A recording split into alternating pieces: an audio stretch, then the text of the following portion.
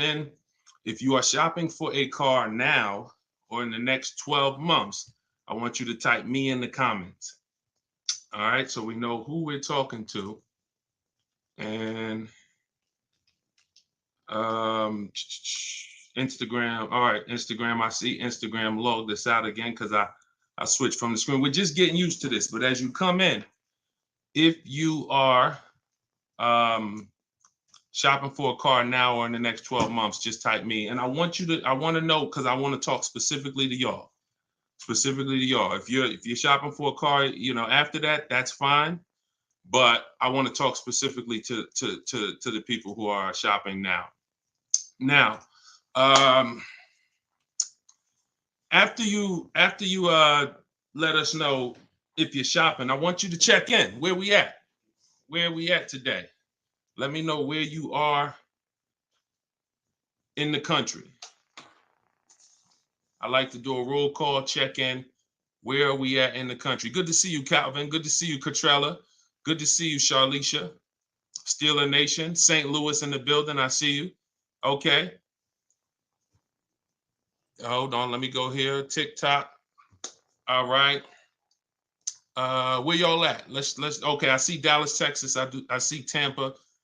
Hold on. I'm trying to see every Chicago, Illinois, VA Beach, Utica. I see you. Check in. Where we at today? Where we at this afternoon, evening, morning? Come on in. All right. We got the whole country on here. And we got the whole country on here. All right, I want to welcome y'all to Car Q&A with me, Deshone the Auto Advisor.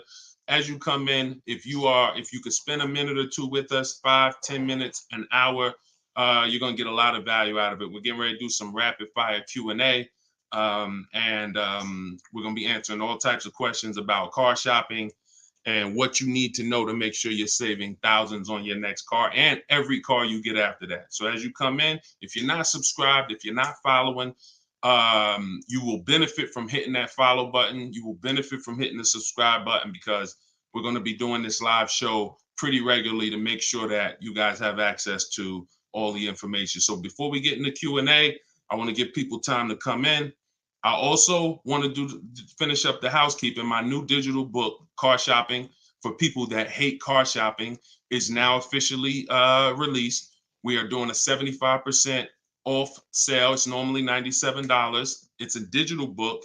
It has links to videos. It has links to my scripts. There's no guesswork in this, y'all. I want to give y'all a process that y'all can use for the rest of your life without having to worry about, I want y'all to be able to guarantee your success. So if you're on Instagram, you can go to the Instagram bio. You won't leave the broadcast. Get your 75% off, because it's only available for a few minutes at 75% off. TikTok bio, and then Facebook and Instagram. Y'all can go to deshonsbook.com, or you can scan the QR code. So let's go. Let's get your questions going. I want y'all to enjoy using that book. Get your 75% off and enjoy not reading it, enjoy using it. All right. So let me see. Let's start bringing in some comments. Where's our first question? Do I have to get financing? Oh, by the way, in a few minutes, y'all, I'm going to be giving y'all a very, very deep look into a game that's going to help you understand leasing versus buying. So in about 5-10 minutes, we'll start that game, and you're going to love it. You'll never be confused on whether leasing or purchasing is going to save you more money after we play this. Do I have to get financing to lease a car? No, you don't. Whenever we lease a car, we are always using the dealer's financing department, their company, the bank that makes the car. And because we can't shop for our own financing, how do we make sure that they're not marking up the interest rate on the lease? Multiple offers. There's no way for you to make sure they're not marking up the interest rate on the lease without multiple offers. That is what reveals the true deals when you're shopping for a lease. So there's no interest rate to shop for, but we must protect against interest rate markups with multiple offers, because some dealers will mark up the interest rate and never tell you. They'll just give you the quote, and they're depending on you not shopping their competition to find out that they marked up the interest rate on the lease. All right. So when you get your offers, it's always with multiple offers. Shout out to the sharers. Shout out to everybody who's sharing the broadcast. If this is your first time on a live with me here, just type 1. Type the number 1 if this is your first time on a live. I'm near the end of a 3-year lease. Is it best to buy the vehicle or lease another? It's very rarely best to buy. Very rarely. Shout out to the first time viewers. Good to see y'all. Very rarely, if ever, good to buy your lease. I'm going to tell y'all why. Because when you buy your lease, you're buying a used car. When you buy your lease, you are buying a used car. That's all that's happening. So, being that you are buying a used car, you need to know if would I normally buy a used car versus leasing. And the only way it makes sense to buy your lease out is if you're keeping the car another 8 years. I'm going to tell you why. You've already had the car for 3 years. You've already had the car for 3 years.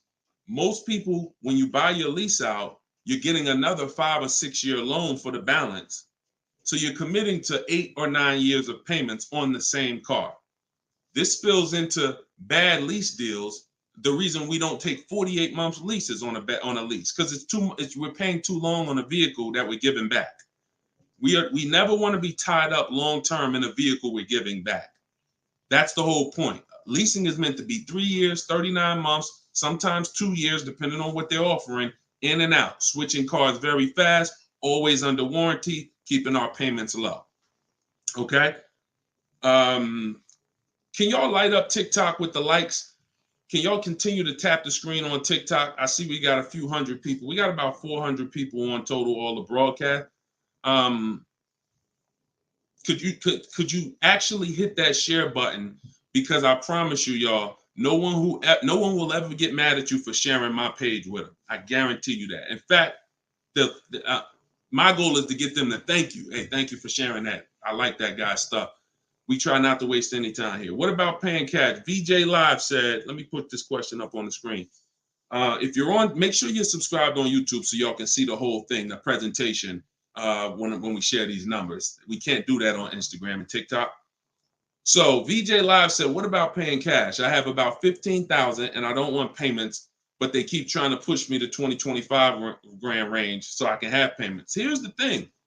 If you can find a quality car for 15 grand, great. If it's going to force you to buy something that's not, who's heard you always pay cash for a car? If, as you come in, thank you, Godhead. Shout out to the sharers. I see y'all. Who's heard always pay cash for a car? Type me in the comments. If you've heard always pay cash for a car, type me in the comments. I see y'all lighting up. Keep tapping the screen on TikTok. We appreciate it. Y'all lighting up the likes. Y'all can see where we at on the likes in the top left. Who's heard always pay cash? Right? 5150 times heard it. VJ Live said, heard it all my life. Now listen, bunch of Dave Ramsey advice. Now here's the real. Here's what I'm just telling y'all. We got a bunch of people on here, hundreds of you all say, yes, I've heard you pay cash for cars. Now there's two schools of thought here. One is no debt. Now if your philosophy is no debt, I'm not here to convince you to change your philosophy. Here's what I'm here to talk to you about. If your philosophy is I want to do what makes the most financial sense, then we'll have that conversation. Because people who could pay cash for cars and don't, they typically are making money on their money. When I was in the dealership, people would come in, they would ask, what are the interest rates this month? If the interest rates were 0%, something special like 0%, 1%, 2%, 3%, if they knew that they were getting 10, 15, 20% returns on their money, they're not going to put it in a car. They're going to use the bank's money at 1, 2, 3%, and they're going to use their money to keep making 10, 12, 15, 20%. That's the philosophy. So they view that as, I'll pay 3%. They view it more as a business transaction than as a leveraging money to make more money.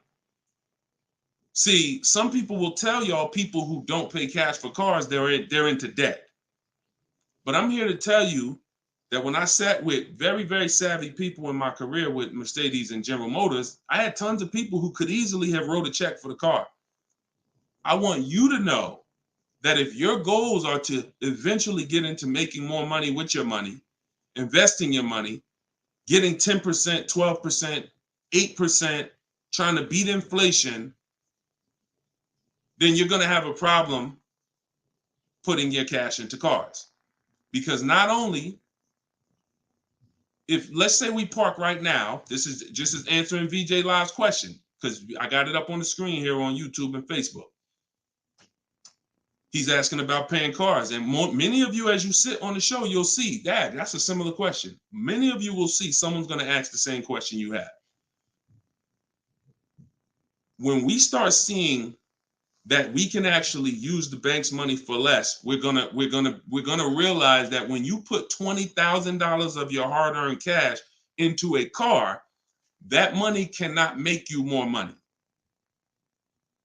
That $20,000 that you just put in the car cannot make you more money. You have maxed out the value of that $20,000. It's in a car, you can't pull it out. You could refinance, but that's not happening. You're going to refinance and just get another loan. The point is, your money's in that car now. So had you had an opportunity to invest that 20 and make 8%, 10%, 6%, 12%, that's what the people who don't pay cash for cars, who are wise, are doing. I'm not telling you there's a difference. Look, I talk a lot about budgeting. I talk a lot about affordability. All through my book, I have systems and boundaries. The rule of 72 and the 10th birthday, how long of a loan you take, how much, when should the car be paid off? That's all in my book. You can get it 75% off, or you can watch my videos. I'm going to always teach it.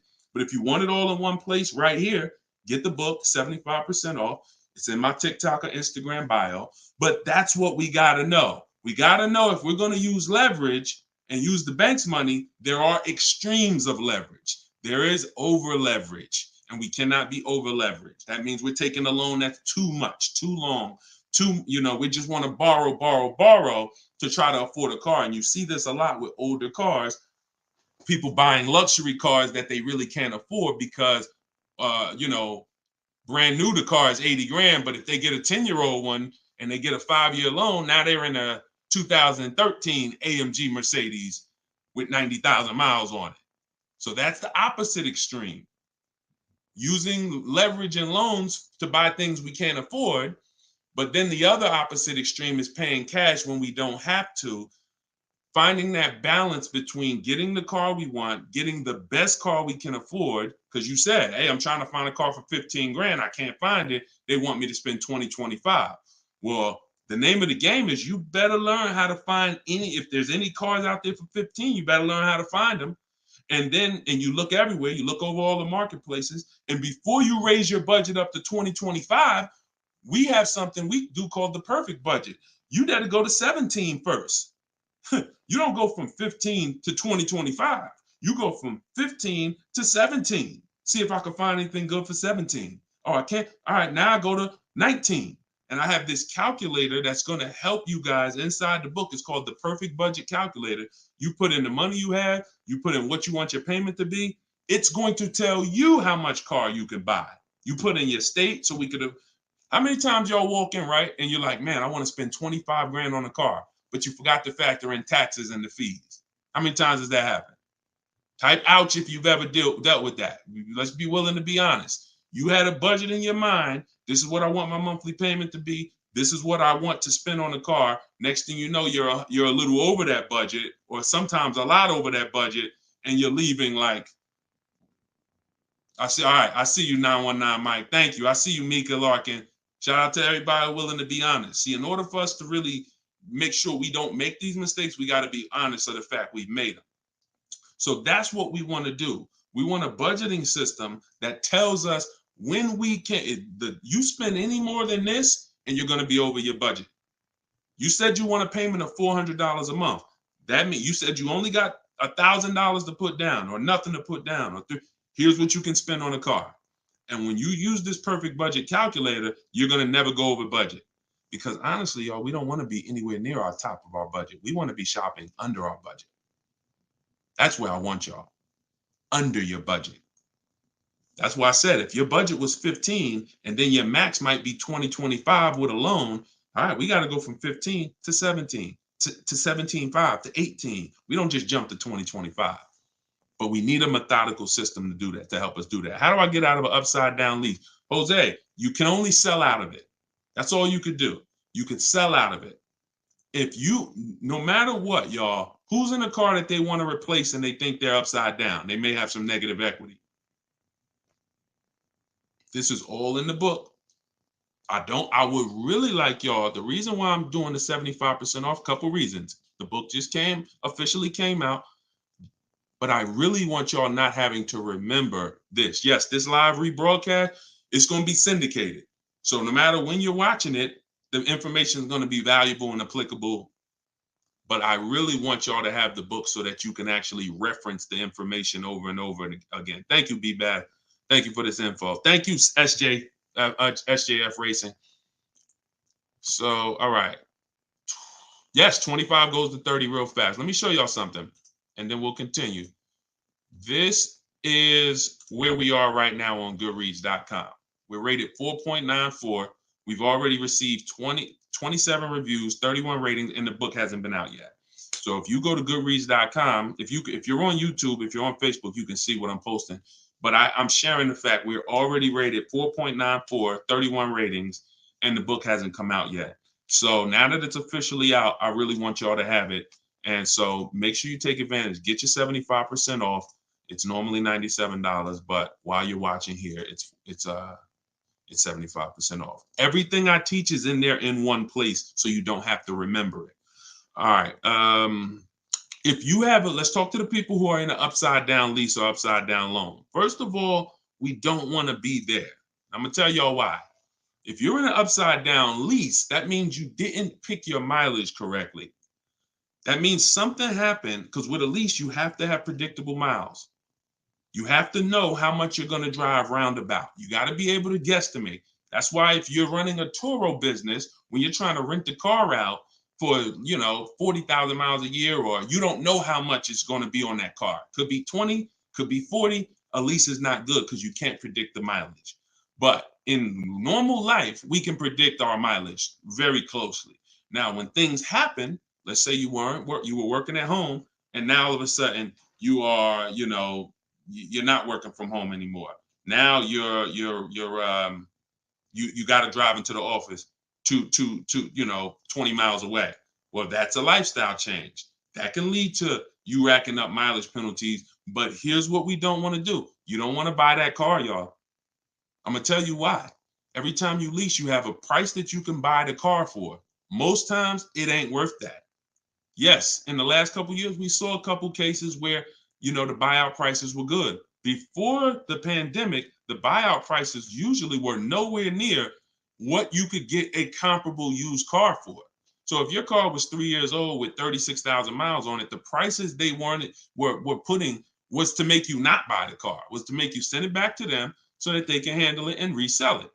So if the price wasn't worth it to begin with 36,000 miles, I've seen people, you go over your miles and you're like, I'm over the miles, I'm just going to buy it. The price wasn't worth it with good mileage. The price wasn't worth, if you had 36,000 miles, that car wasn't worth you buying for the buyout price. You actually have 48,000 miles and they want you to pay the same price for it. So it's important that if we have to deal with penalties because we didn't structure the lease correctly, or because we didn't quite know what we were going to be driving, or we had a lifestyle change, taking the penalty and applying it over to our next deal is always, not always, but in most cases, going to be less money than us buying an overpriced car with high mileage now. We cannot just keep buying our leases without doing a market check. So when you asked about how do I get out of a lease with negative equity, all you can do is find out what the penalty is. There's 3 ways that you could get out of this thing. You could either pay the difference. So if you got, you could wait until your mileage, and this is, all right. If you have negative equity on a lease, I don't even like to call it negative equity because there's no such thing as negative equity on a lease. There's penalties. That's different. Penalties on a car you purchase. Yes, there's negative equity. You bought it, you have a loan on it, the value is not worth the loan, negative equity. With a lease, we have penalties, over mileage penalties. And now some people say, well, I'm gonna go over mileage, I'm gonna get out of the lease 3 months early. But you don't realize if you get out of the lease early, what do you still have remaining? Payments. Three months of payments, 6 months. Who's ever had a dealer say, hey, don't worry about the payments, we'll take care of the old payments? Who's ever heard that? Type me if you've ever had a dealer say to you, don't worry about the old payments, we'll take care of the old payments. Okay, lots of you. The problem with that is the payments don't disappear. They always get rolled over to the next lease. They always get rolled over to your next deal. So what I want y'all to start doing is I want y'all to see that the money is not hitting. When you have negative equity, 5,000, you got this baggage from your old car, it does not go away. It gets either transferred or you can pay off the difference. So the key is to stay out of negative equity, to stay out of penalties, because yes, once you have them, they have to be accounted for. We got to find our great deal, and then we got to bring our penalties over on top of the great deal. That's all we can do. Now, you better try to see what your car is worth selling it, because you said you're over miles. You call your leasing company, you get your payoff, you find out what your cash offers are. Go to Vroom. Vroom's out of business. Sorry, CarMax, Driveway, Carvana, AutoNation, and Kelly's Blue Book Instant Cash Offer. You can go to Car Guru, Sell My Car Too. These are all people that give you cash for your car. That's what your car is really worth, what those companies will pay. Whoever's the highest bidder, we take that. See, what I'm teaching y'all, and some of you are going to get it immediately right here, right now. Some of you, it's going to take a while to get the fact that your money comes when your savings come when you start learning to make people bid instead of getting one offer. You get the most money when you start learning to make people bid. And so what you have to do is get multiple offers, find out what your car is worth. When you go on those websites, when they ask you is it a lease, say no, because their websites are set up to where if you put it's a lease, it's going to automatically trigger that they can't buy it. But they can buy it. We've been doing this, y'all. I got hundreds and hundreds of members in Cars from Home University. We shop all around the country. You must put no when you're getting offers for a lease, because their computer is set up to automatically think that it's a third-party restriction and they can't buy it. But when you call your bank, you're going to ask them, do I have a third-party restriction? If they say no, then that means you can sell to anybody. But again, the way these companies are set up, they saw us making all this money on these cars, and the bank said, no, we got to do these third-party restrictions. And there was so many people going to those websites saying, oh, I'm about to sell my lease. And then they would get there, or they would talk to them and they would say, no, we can't buy it because it's a third-party restriction. So they just made their website default to, we don't buy leases, but we do know if you don't have a third-party restriction, they can buy your lease. And it's very important for you to know that. And if you do have a third-party restriction, it doesn't limit the fact you can sell and make money. It limits who you can sell to. When you have a third-party restriction, they say what they're saying is you can only sell your car to a dealer that makes the same brand. You cannot sell to a third party, Carvana, Driveway. You can't sell to them directly. You can only sell to a dealer. So what does that mean? I see y'all lighting up the likes on TikTok. Can y'all keep tapping the screen? Let's keep those likes going up. I see it. I appreciate it. And thank you to everybody sharing. So when you are, I just got off my point, but I know it was about selling. So multiple offers, y'all. This is all in the book, Car Shopping for People That Hate Car Shopping. Who has their copy? Who got their copy? We'll continue. We got some more time. We're gonna keep doing Q&A, but who got their copy of the book already? Who got their 75% off? I really want y'all using this. The book is affordable for everybody. Everybody. All right, especially at 75. Now it should show, make sure it's not showing the $97 price. That's the normal price. I see you, 5150. Okay. All right, I see you, Jimbo. Okay. Okay, I see you, Diane. I appreciate you. Okay, and I want y'all to use it. Don't read it, use it. That is like literally it's an action guide. That ain't a book you read and then you have a bunch of things you got to remember. I'm walking you through the process step by step. And again, everything I teach is in my videos. So I don't hold back in my videos, but I do want y'all to have access to all the information in one place. If if you don't want to cycle through all my videos to try to find it. All right, is it worth buying a car from Carvana? That's a great question, Danny. It depends on if it's the best deal in the market. Danny said, is it worth it to buy a car from Carvana? Now, you can put anything in there. You can put Driveway, any of these online sites, online car buyers, online used car sellers. But here's the game that we avoid. We cannot shop from them exclusively because here's what they try to do. They'll try to sell you a car based on variety. Hold on. My do not disturb should be on. My do not disturb should be on. So anytime you see,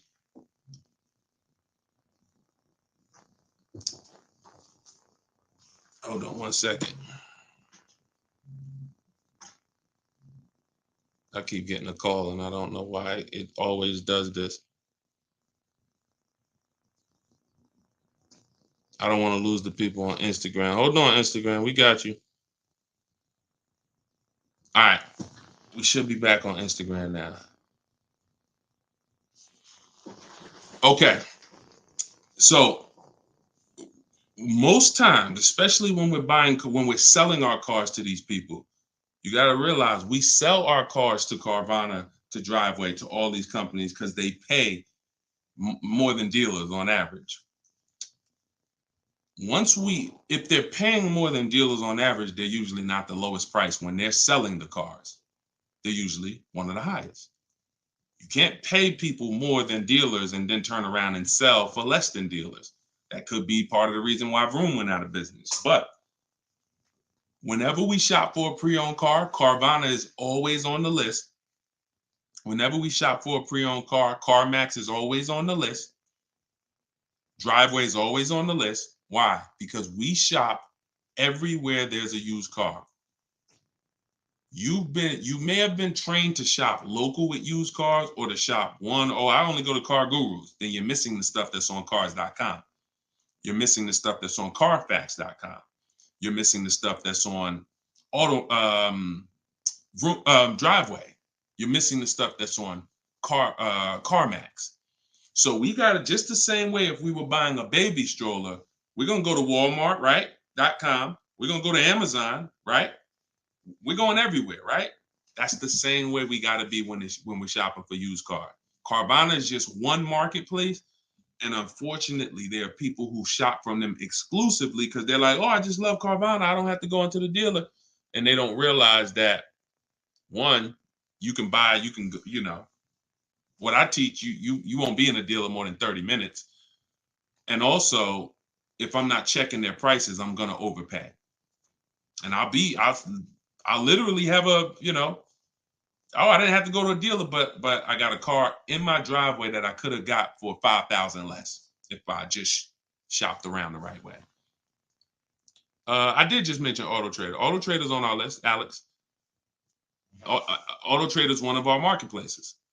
It's one of the marketplaces we shop on. It's just like a Walmart. It's just like a Amazon.com. Auto Trader is a big one. We definitely don't skip any used car marketplace.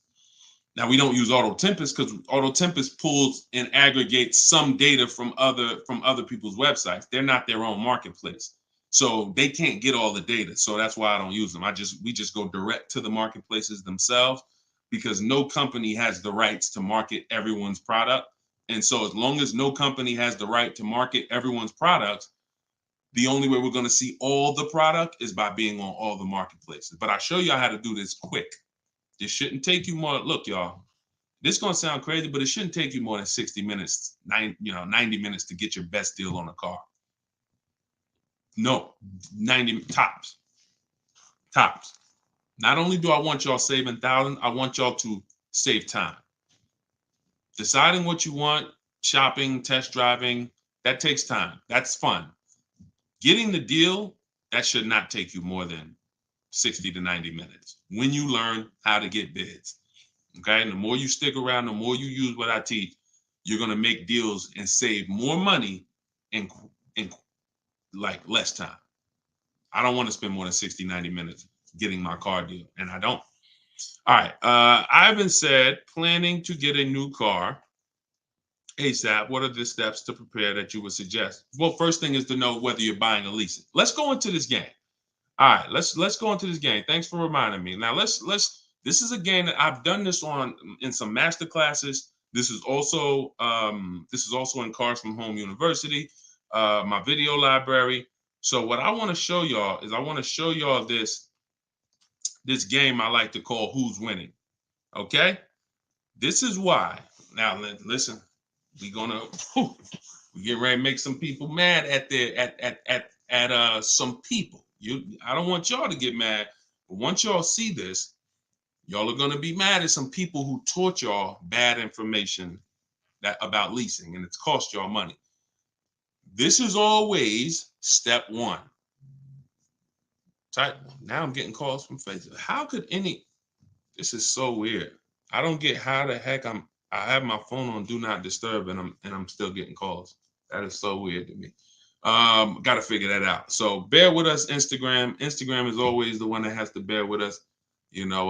But all right, so this is what we're doing here. And look, go to YouTube or go to Facebook and watch the rebroadcast. Rob Rue said, "Where do I purchase the book?"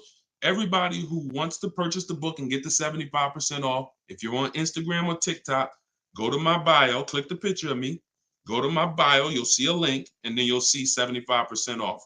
Grab it. You won't even leave the broadcast, so you don't have to worry. You'll be right here. You'll still be able to hear me.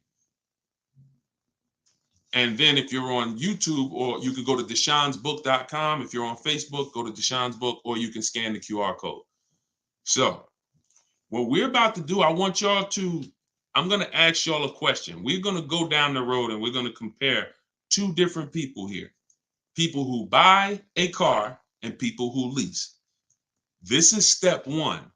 Before you think about how much you're getting how much you're going to pay, your budget, any of the things, do I have down payment? Before we think about any of that, I want y'all to know what the most important question is. That's leasing versus buying. So on this screen, I'm comparing a person who leases and got a brand new $40,000 Jeep Grand Cherokee 2024.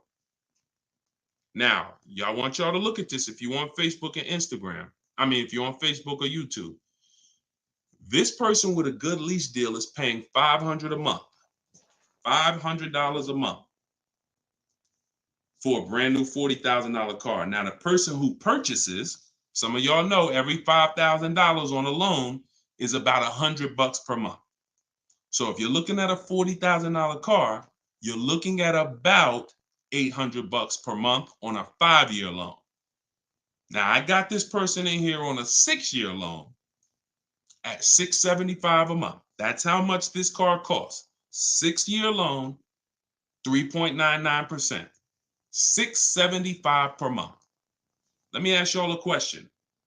Looking at this screen, who's winning so far? Two people drive off the lot in a brand new Jeep Grand Cherokee. They have the exact same vehicle. One is white, one is gray. One person's paying $500 a month. They're leasing it. One person's paying $675 to buy it. $675 for 6 years. Who's winning, the lease or the purchase? Put L or P. We're just talking about, literally, we just drove off the dealership. You sitting in this car next to me. We got the same truck. I'm paying $500 a month. You purchased it. You're paying $675. Who's winning? The lease. Exactly. If you're saying purchase, you're missing it. You and me are in the same car. I'm leasing the same car as you for $500 a month. You're paying $675 a month. Same exact car. Who's winning? Exactly. See, Rob, and these are the things where we can't look. There is no, the purchaser is not winning. It's not no. It depends. We have to go straight up. We have to go straight up by the numbers. See, that's where we lose at. We lose with all of this subjective, oh, well, it depends on how we look at it. No. You're driving a 2024 Jeep Grand Cherokee. I'm driving the same vehicle as you.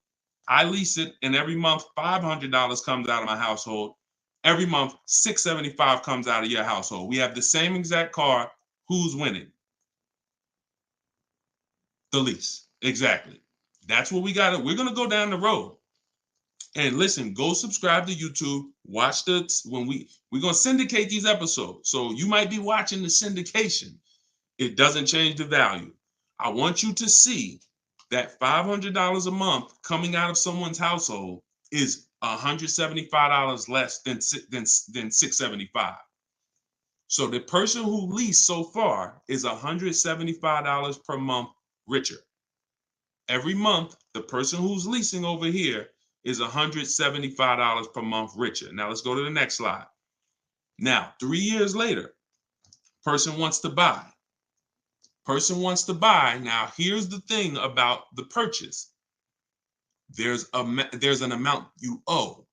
On a 6-year loan, they would owe $24,000 at the end of 3 years.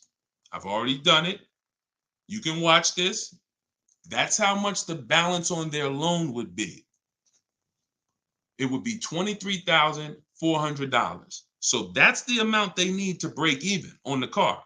Now, mind you, they've already spent $175 per month more than the person who leased.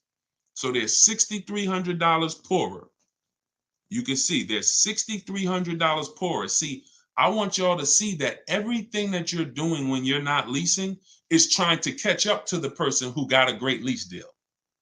Everything from the moment you purchase, you're putting so much money out into the car compared to the people who get great lease deals that now your only goal is to catch up to them. This is why this is step one right here.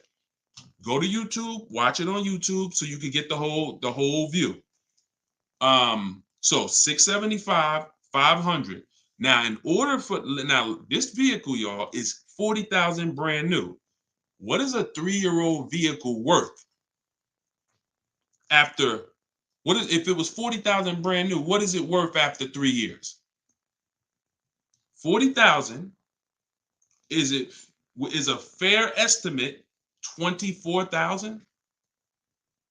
I tried to look at what I believe a fair estimate is for a 3-year-old vehicle resale value. If we purchase a vehicle for 40,000 in 3 years, when we go to trade it, 36,000 miles, is it fair that vehicle, a fair estimate is about $24,000?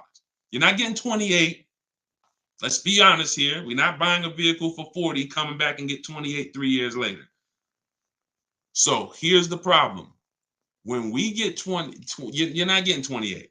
And don't let the last 2-3 years of having high resale values confuse y'all. Don't do that. You will destroy yourself. You don't want to. There is no class, Solomon. There is no class. This is the class. Just tune in and lock in. Like, this is serious financial education that is going to be simple if you just focus on it. If you buy a vehicle for 40, the average that you're going to see that vehicle when you go trade it in is you get about 24 on. That is going to be a good cash resale value. And that's what happens to most people. And as you can see, they still owe, if your vehicle's only worth 23,400. I mean, if your vehicle's only worth 24, but you owe 23,400, you're breaking even. This is nothing. Like, I've already spent so much more than the person leasing. And now when I go to trade my car in, I'm not even able to get enough money to catch up to them. I'm not able to I'm $6,300 behind the person who leased when you purchase, and I'd have to get all that money back to make it worth it to have bought. That's why, y'all, when you buy your cars and trade in, you notice how much you always worry about how much you're going to get for the car. Y'all notice that if you're a person and you buy your cars and you keep them 2, 3, 4, 5, 6 years, you notice how you're always worried about, man, that's all you're giving me for my car? That's all you're giving me? Nah, you got to give me more than that. You know who doesn't worry about that? Keepers. Anybody in here who buys a car, keeps it till the wheels fall off, you never worry about what the car is worth, right? Because you're using all that value. That's what we do when we purchase.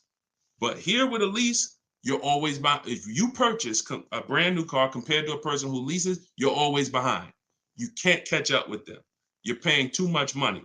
So this is an intro. We didn't even talk about the fact, what if the person has an accident? And I really like wish that y'all could see this on YouTube. And can y'all see the screen on Instagram? I don't know. Are y'all able to see the slides on Instagram? I don't know what view y'all have on Instagram, but we're not talking about if the person has an accident. If the person has an accident in the car that they own, you lose two grand of your value. So the buyer is always behind. Now we can go down the road. When we go down the road, you'll see that eventually the person starts catching up, but it's only after 8 years. You can't catch up to somebody who's paying $175 a month less than you to drive the same car as you. That money just keeps adding up. And we were taught that we're supposed to purchase, but only if you're long term. That is when you purchase. 8 years, nothing more. All right, so I got to see how I'll probably try to do this and go deeper when I can get some. It's hard to do it because they can't, everybody can't see it. So just watch the replay of it, and you'll be able to see it. But this is the difference, y'all. Queen Mama said, "I'm a keeper and I need to break. I need a break from car payment." See, but let me ask you. Can I ask y'all a real question? Why are car payments the only payments we need a break from? Let me ask y'all a very real question, because car payments we need a break from, but we're okay with cell phone payments. We're okay with insurance payments. We're okay with car insurance payments. We're okay with, this is like a cost of living. And I don't have a problem when it comes to financially, I want to pay cash for a car,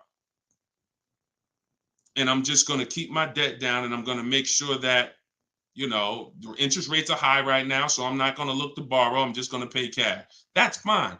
Paying cash as a savvy move is like, the bank's money is too expensive. I'm not investing. I'm not investing my money in anything. I'm just going to pay cash.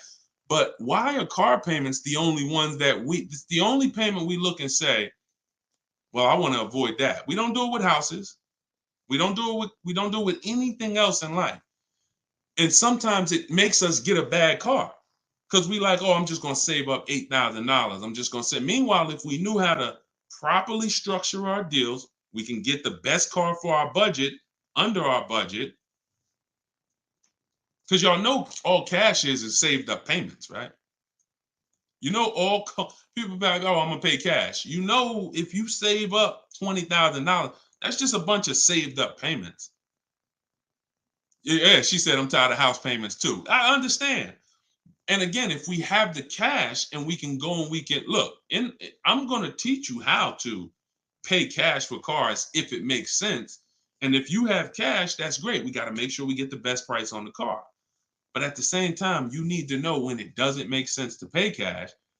If they're doing 0% financing on the car you want, why wouldn't we use the bank's money at 0% and let our money continue to make money, or continue to keep our cash free? So again, because there's nothing to justify it. There's nothing to make it make sense. Oh, I don't want car payments. I don't want any of the payments that I have in my life.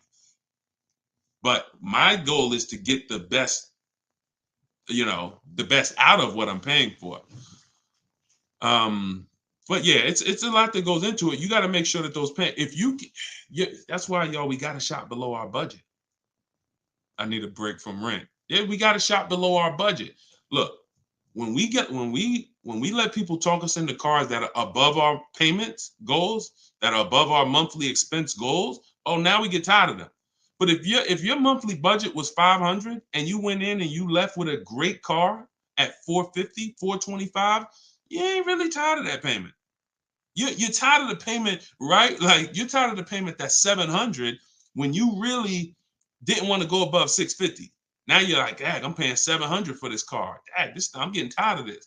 When you're under, you don't get tired when you're under your budget. You get what I'm saying? Does that make sense? Type I don't know, $, if that makes sense. We only get tired of payments when they're over our budget. When they're comfortably within our budget, we're never tired of them. That's why we're fine. So, but we got to learn how to get the best cars for our budget, and that comes through multiple bids. You have no idea. And then it comes through leasing versus buying, which is what we've been talking about in this initial thing. In this initial thing. I'll try to get everybody on one stream, where y'all could all see, because I really want to focus on the people who can see the slides. And because I know I could engage with them because they can see the slides, and then but it's people who can't. So that's all right. We'll continue to adjust. But you got to know, believe me when I tell you, thousands of people have learned that the biggest issue of affordability for the cars that they're driving was the fact that they didn't understand leasing. Leasing is going to get you 30, 40% more car for the same money when you learn how to get great lease deals. All day long. So if it's people who driving a daggone $50,000 car, they got a $900, $1,000, $1,100 a month payment. At the same time as people driving $50,000 cars, and look, this is their payment. I'm gonna show y'all something that's gonna blow your mind. You can't believe that this is a payment on a car. Right here, look. Greg is in our Facebook group. He's in our Cars from Home University program. He said, my first time posting here. His MSRP on his car that he got, it's a Kia EV6 Win with the tech package. $56,275 car, y'all. $56,000. That vehicle, if he went in there and said, I want to purchase that, man, I'm not leasing nothing. How much is it? That vehicle is $1,100 a month on its best day. 5-year loan, $1,100 a month. If he stretches out the loan 6 years, maybe it's $1,000 a month. I don't ever recommend you go above a 6-year loan. When we get into structuring our deal, y'all gonna hear me talk about the rule of 72, 10th birthday. We don't ever want to go above a 6-year loan. It's very risky, and it's a sign of affordability. We can't afford the car. It's like a 40, 50-year mortgage. So the point is, if he walks in to get that car, he's leaving with a $1,000 car payment. Same car. Look at what he got, y'all. Shopping multiple offers. The dealer that won the bid, his payment is $527 a month. $527 a month.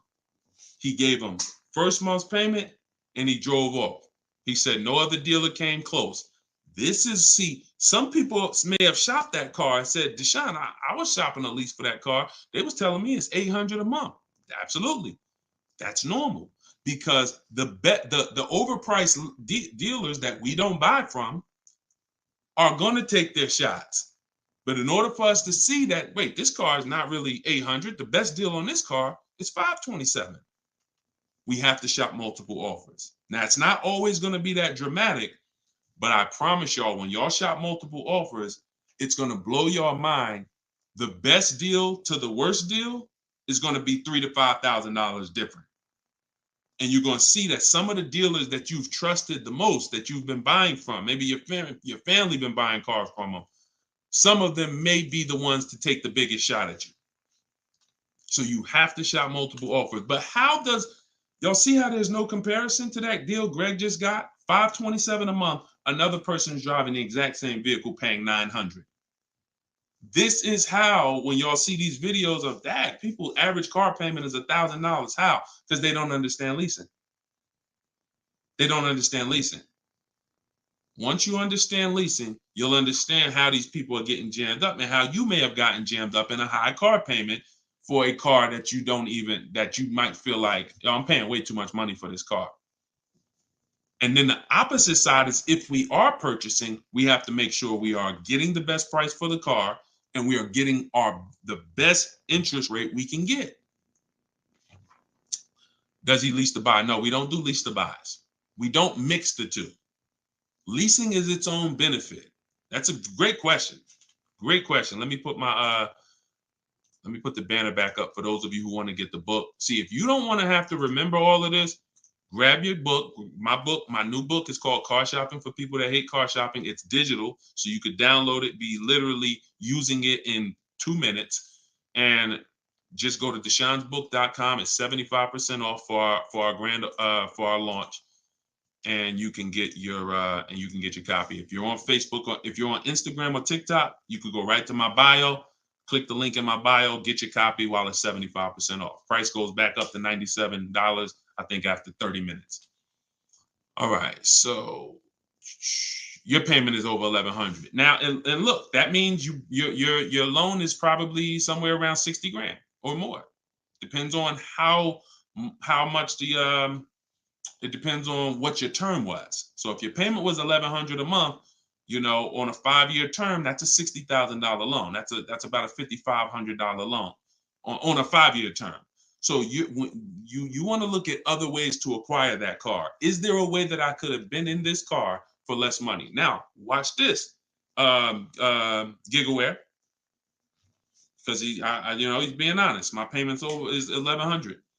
If you are buying that car and your intention is to keep it, and that means your intention is to keep it for 8+ years, you're going to pay off that car, and then you're going to just, start to catch once you don't have a car payment, you can start to catch up to the person who leased, because the person who leases is always going to have a payment. That's the downside about leasing.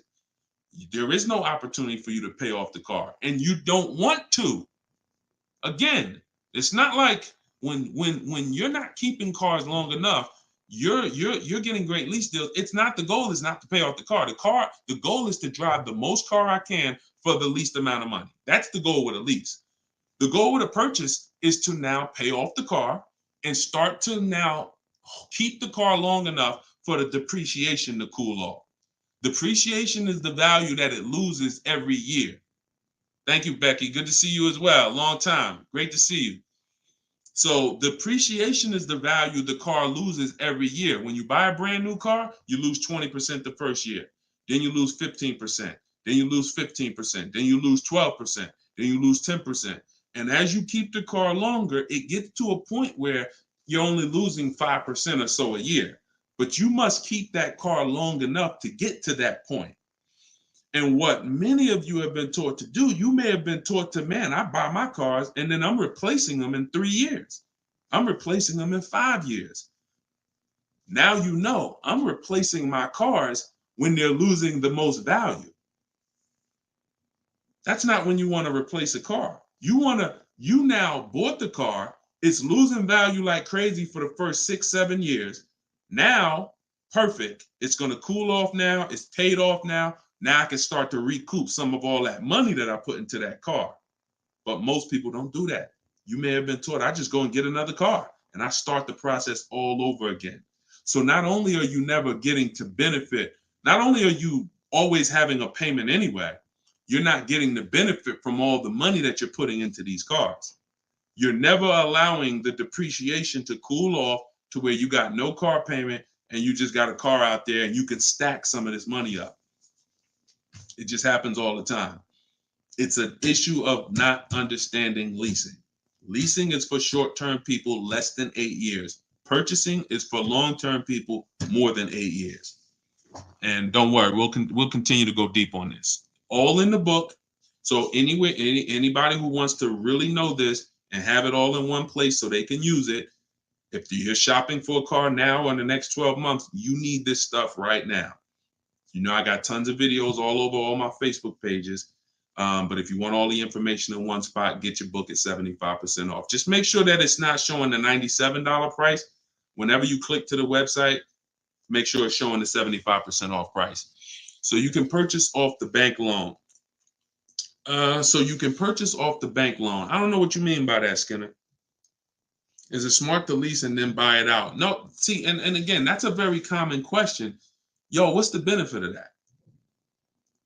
I mean, somewhere along the lines, we heard about leasing to buy. We don't want to, you're only leasing because you don't want to buy the car. You're buying the car because you want to keep it and take care of it for the long run. I see you, Dr. Coop. Congratulations. She said, I got the book. Enjoy it. Use it. Don't read it. Use it. And, I really can't wait to hear your success story. There's no reason. Look, when I'm going into a lease, and you got to have this in your tool belt. Some of you, your children are not going to keep a car 8 years. You're going to need to set them up to get a great lease. Yeah, you might be a person who like Deshone. I just buy my car, man, I keep it 10 years. If that's you, type K for keeper.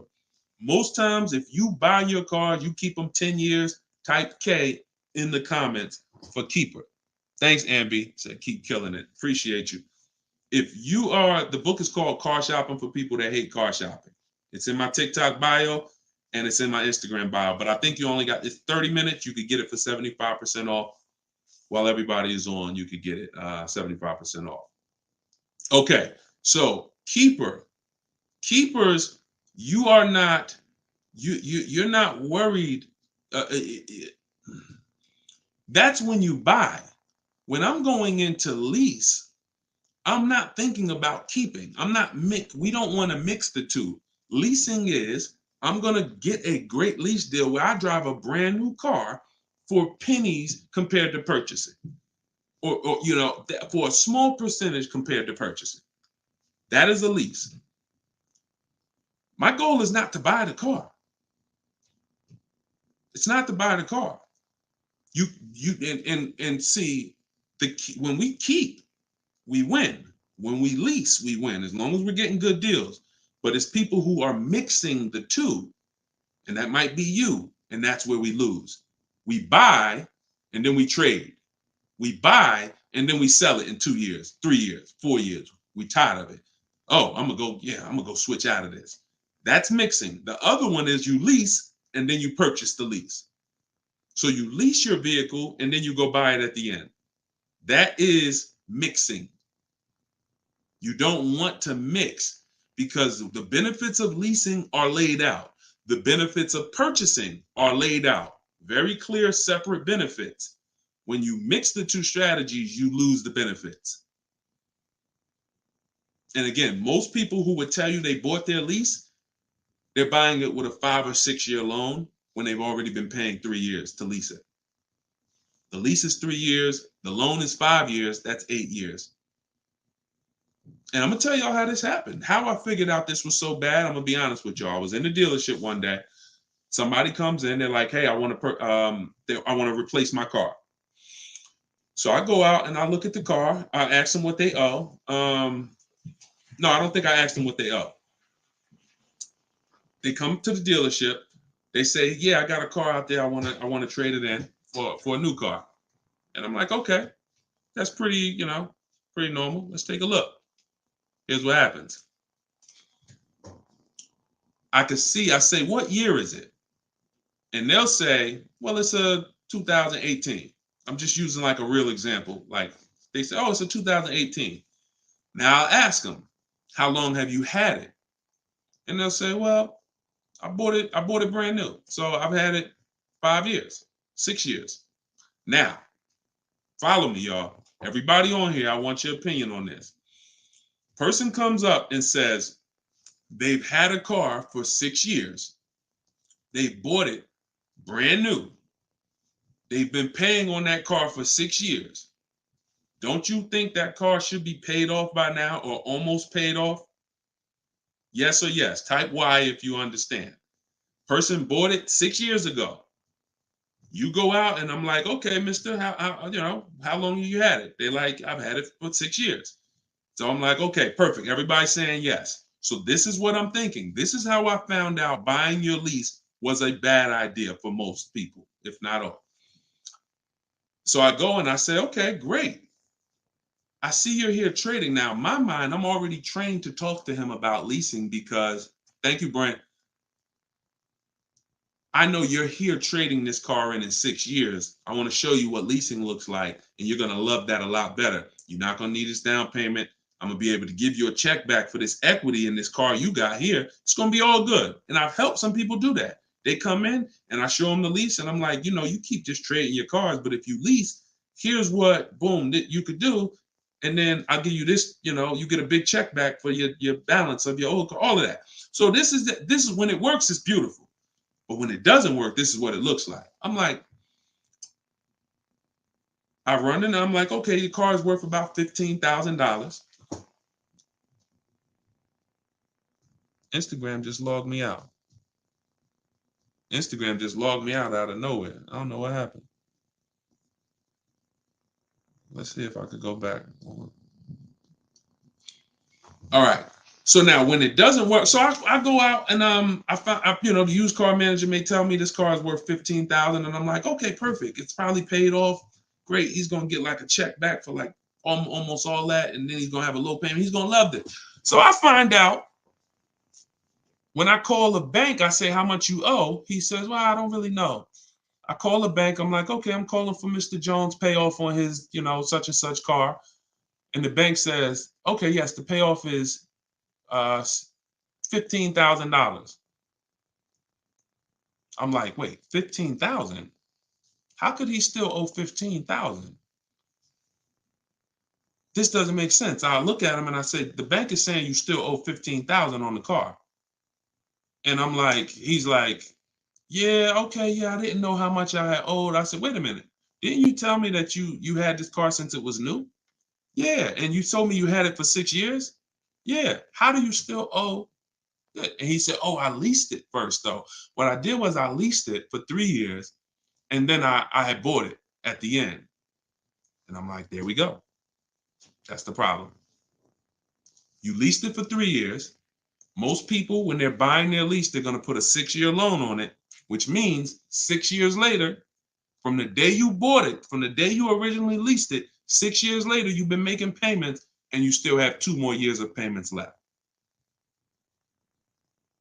That's actually, I'm wrong. That's 9, 3 years of payments left. Happens all the time.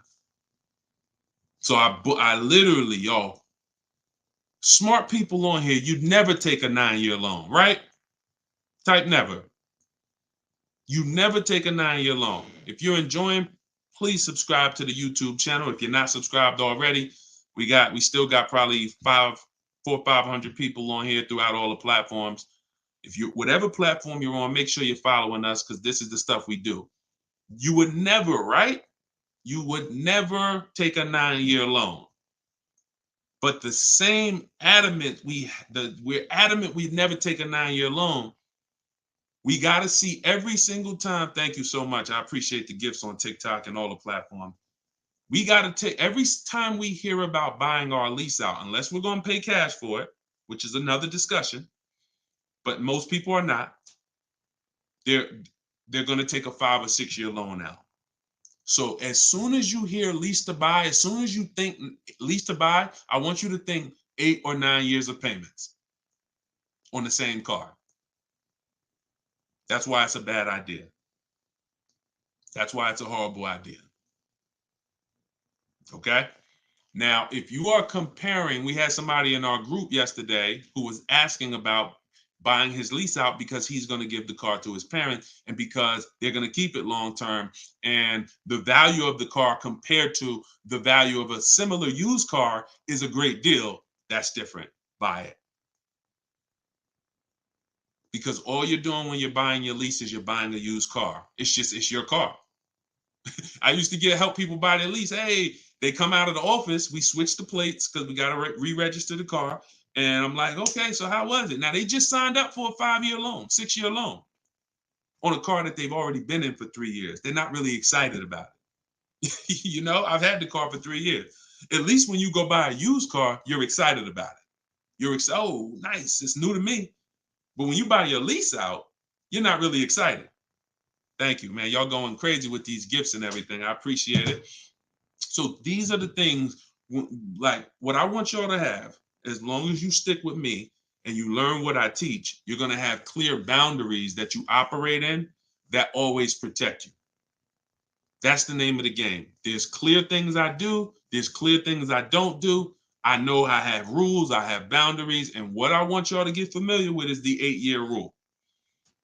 The 8-year rule is the first rule. It says if you're not keeping your car 8 years, you should not be buying it.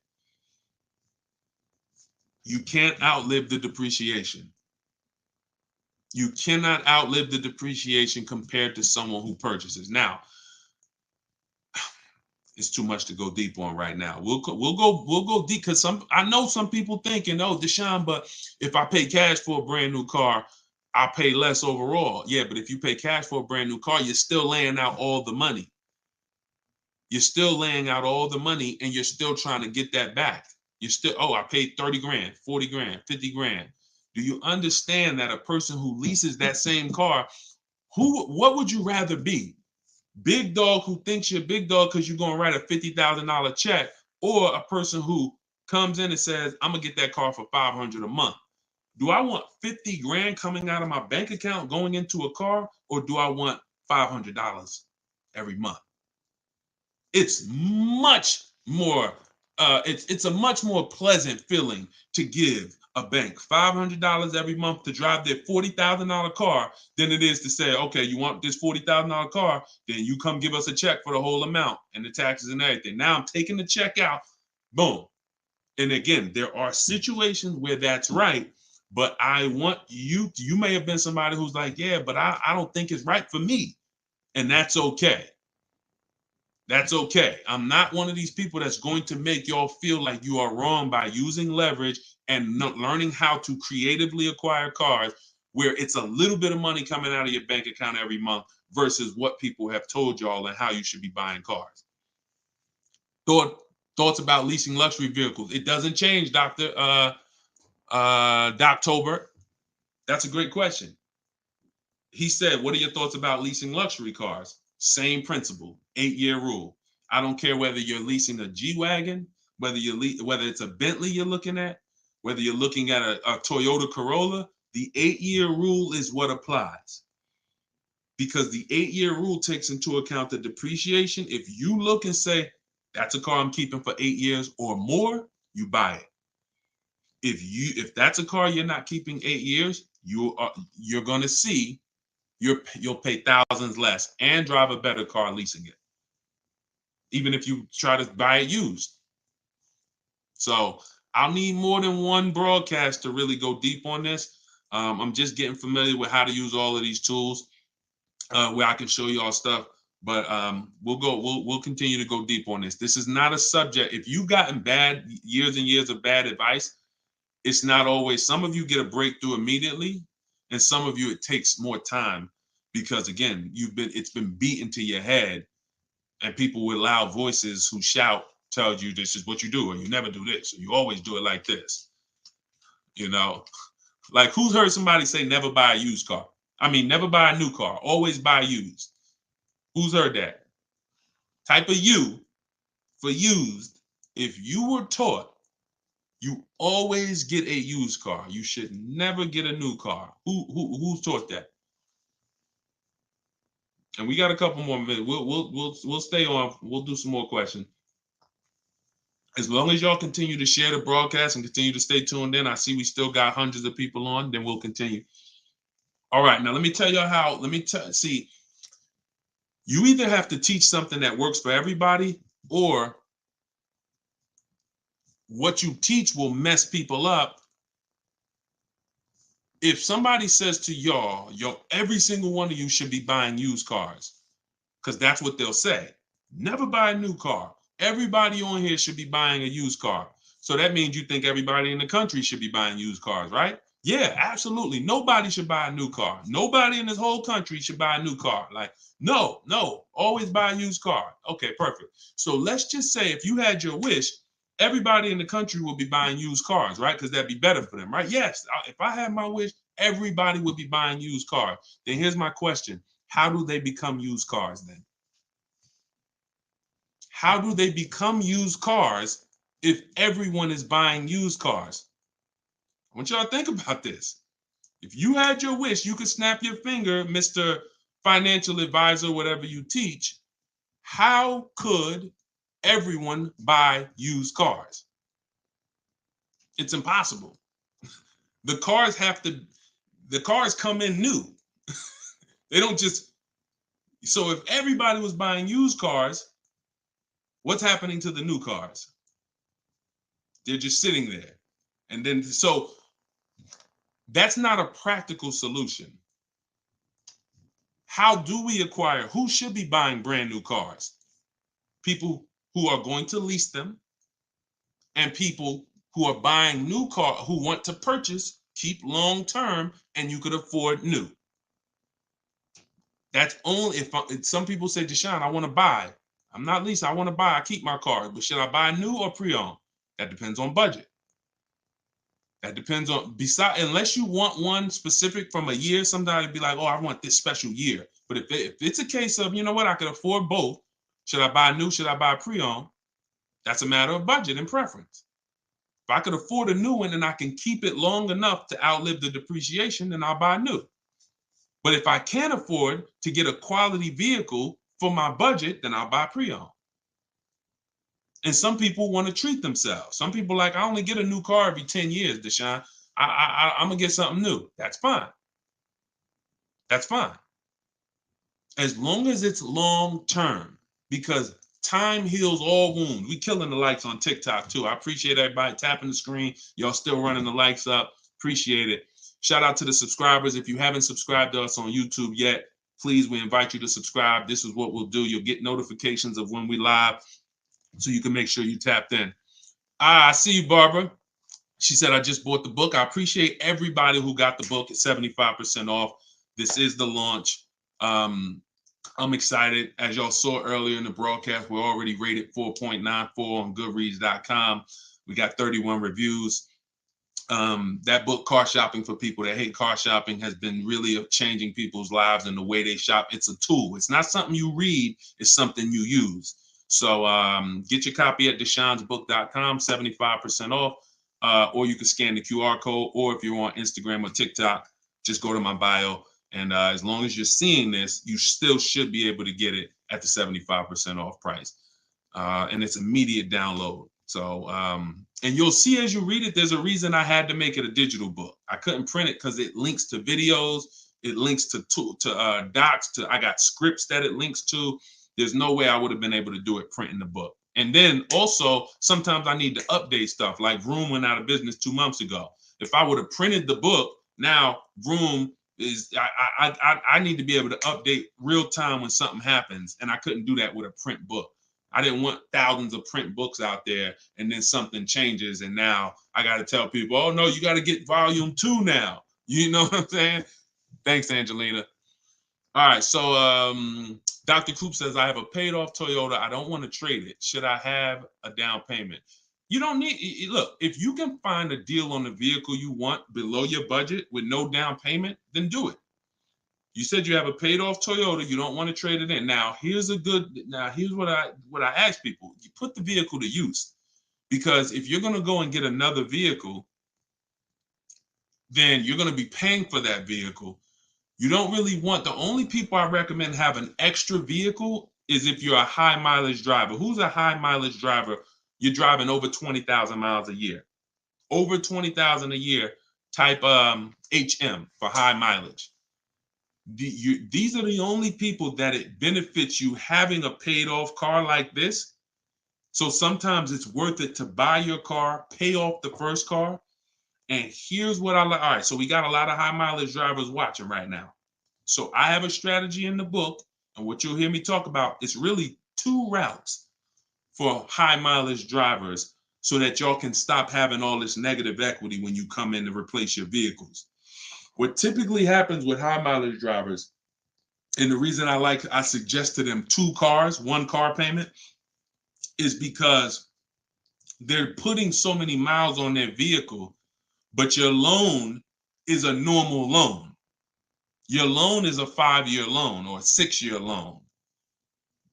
Those loans are made to go down for the normal or average driver. And even the average driver is going to have negative equity on these loans in the short term.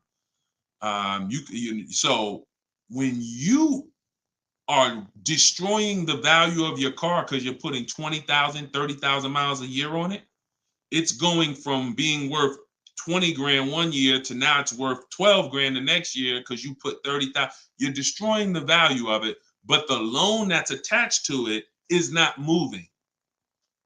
This is the indicator that the loan and the purchase price or the value of the asset is totally unrelated. They're unrelated. They don't matter.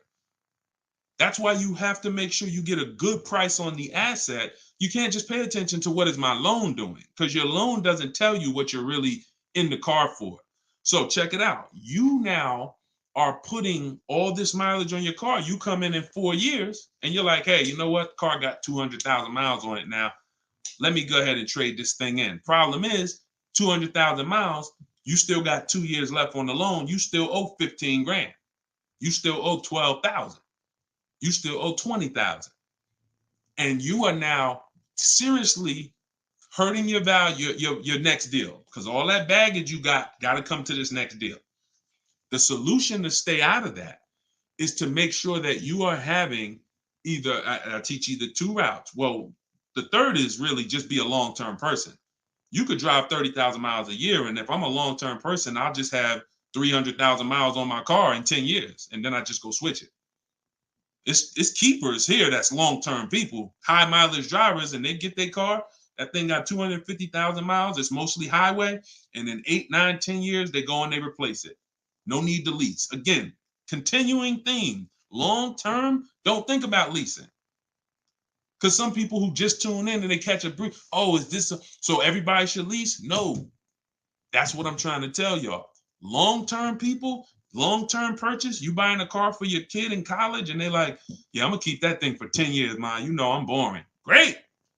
But most kids are not. They're like, hey, when I get my job, when I turn 24, I'm probably going to want something different. So if you're not a long-term person, you should be purchasing. But I mean, you should be leasing. But going back to the high mileage, y'all, this is how it works. The 2 strategies for high mileage drivers is to have one separate car. You pay that thing off. And now that becomes your mileage car. And you go and lease a nice car. This is beautiful. This prevents you from having 2 car payments. And this allows you to have a nice car that you're not destroying. So you pay off that first car. If you're going to go this route, your first deal is a purchase, because you're going to get that first car, pay it off, could be new, could be used, but it must be quality. Pay it off. And as soon as that car is paid off, now I go lease my nice car. So I might be putting a high mileage on that first car I'm buying, but once I go lease my nice car, now I got a payment over here. My nice car is over here. And this is when I take out to dinner. This is when I want to go out and have a good time. I don't want a car that I'm just always putting, 30,000 miles a year on. Now I split it. And this has allowed so many high mileage drivers to continually be able to predict what they're going to put in these cars, because now they can't. You cannot predict how much y'all are spending on these cars, high mileage drivers. Y'all are losing so much on resale value. Your loans are just so high and they're moving slow. You don't know how much you are losing, but I break it down for you. It's thousands. You can't destroy the value of a car and then go trade it. It follows you. So that's one strategy. Second is a high mileage lease. Second is straight up.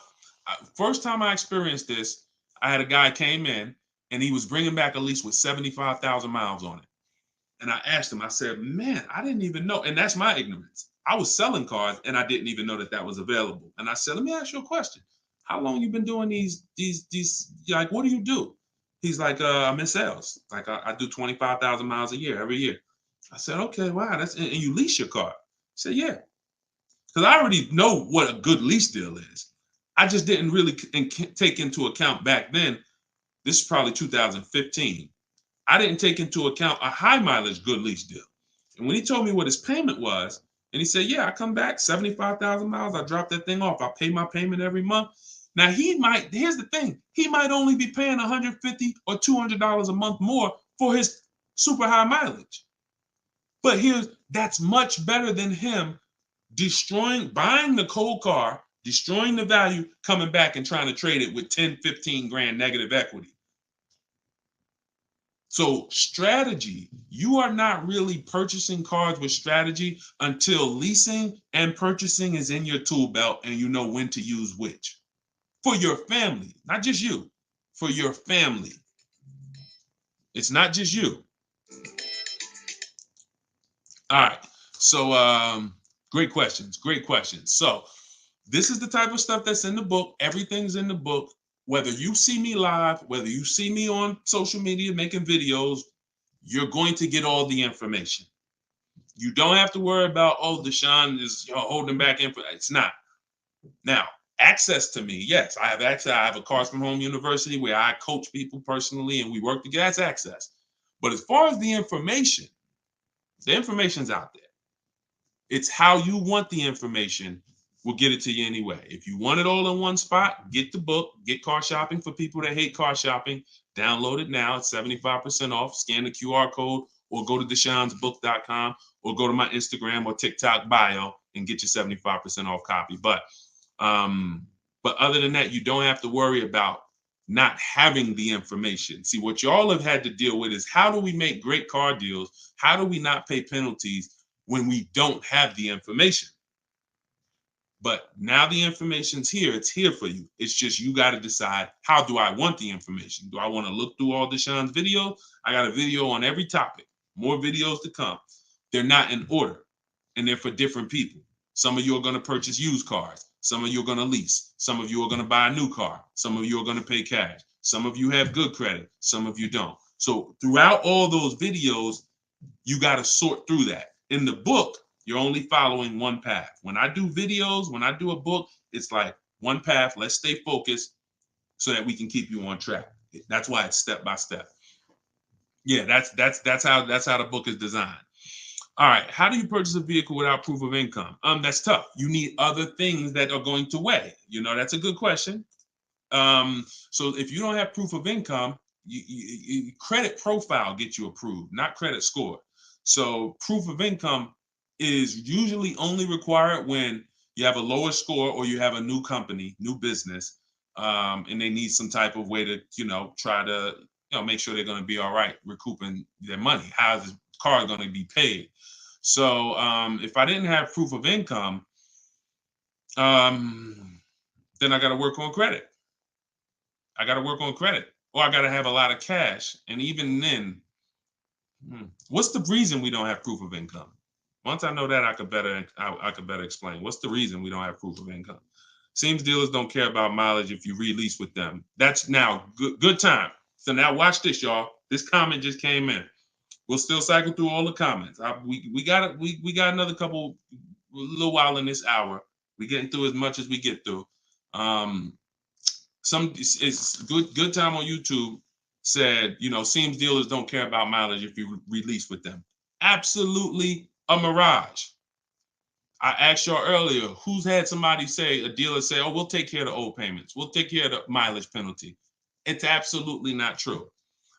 Since 2006, here's the only time, shout out to y'all running the likes up on TikTok. I appreciate it. Y'all keep running them up. Thank you so much. Shout out to the sharers. Everybody who shares good information, just hit the share button wherever you're at and share with somebody if you're in this sharing. So I've never seen mileage taken care of, ever. No program, no bank, no leasing company, and we've done thousands of transactions. I've never seen a leasing company say, we'll forgive mileage. Never. So that does not happen. Mileage penalties let's say we calculate a $2,000 mileage penalty, that gets rolled over to your next lease deal, and we're working that lease deal with that $2,000 accounted for. So whatever the deal is we're working you now, perfect, here's what it is. Make sure that $2,000 penalty is in there. You pay for that. Now, in some cases, very rare, there's loyalty programs where they waive some payments. Mercedes used to have this. It's since gone away, and they didn't have it on every vehicle. They didn't run it every month, where if you lease another Mercedes, we'll cover 3 of your old payments. So you could get out 3 months early, no penalty, but it had to be waived. Since I got into the business, I've heard dozens of people sitting around me say, we are going to be waiving those, but we're going to be taking care of those payments. Mm-mm. Are you waiving the payments? Oh, what do you mean by that? Are you waiving the payments? See that, and we when you ask them that question, I don't want you to even go in looking to get out early. I'd rather you know what your deal is, so you can shop from home the way I teach, where no one has to reveal that information to you. No one is. If you got the right strategy, you're never putting yourself in a position where someone can lie to you without you knowing it. So if you go in the old way and you go into one dealer and say, hey, I'm looking to get my, new lease and I got like penalties, and they'll say, okay, we'll take care of it. That's putting yourself in position to be lied to. Oh, we took care of that. We built in the payment. Yeah, all the payments are taken care of. This is your new payment. Mm-mm. When we shop, when we take control of our deal, that's not something someone's telling us. That's something we already know. Because when we're over on mileage, we always want to see how much can we sell the car for. I was over mileage on my Jeep, sold it, still made money. Still made money. There's plenty of people who go over on their mileage and can still sell their lease and make a lot of money. Even if they break even, they avoid the penalty. So first is always to do our equity assessment and see how much we can sell the car for. And if we can sell it, we avoid the penalty. And then we're choosing payments. Do we get out early? Do we make the payment? You see, when getting out of your lease early, unless you sell the vehicle, y'all, you can't get out of your lease early. You're breaking a contract. So I don't want y'all I don't want y'all using language or comfortable with language that cost you money, because you've heard people say this for years. Oh, I'm just going to get out of this. No, you're going to get out of it and you're going to pay penalties for that. So because they've taught us, or you've been taught, oh, you can get out, no problem. You call the dealership, hey, you know what, y'all? I bought so many cars from y'all. I know I'm supposed to keep this lease for how many years? It's supposed to be 3 years, Mrs. Johnson. Okay, yeah, but I think I'm ready for something new already. All right, well, when can you come in, Miss Johnson? See, they're never going to say, just so you know, Miss Johnson, if you break the lease, the penalty is going to be, pretty significant, because you contracted for 3 years and now you're getting out. So we're going to have to roll over probably about $3,000 or $4,000 or $5,000 to your new lease.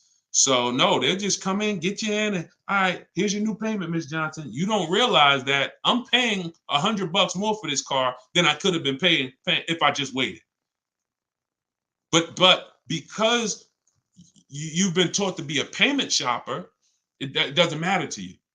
But somebody who's financially savvy, who's like, man, I don't want that extra $100 coming out of my house for the same vehicle. You're not going to do this.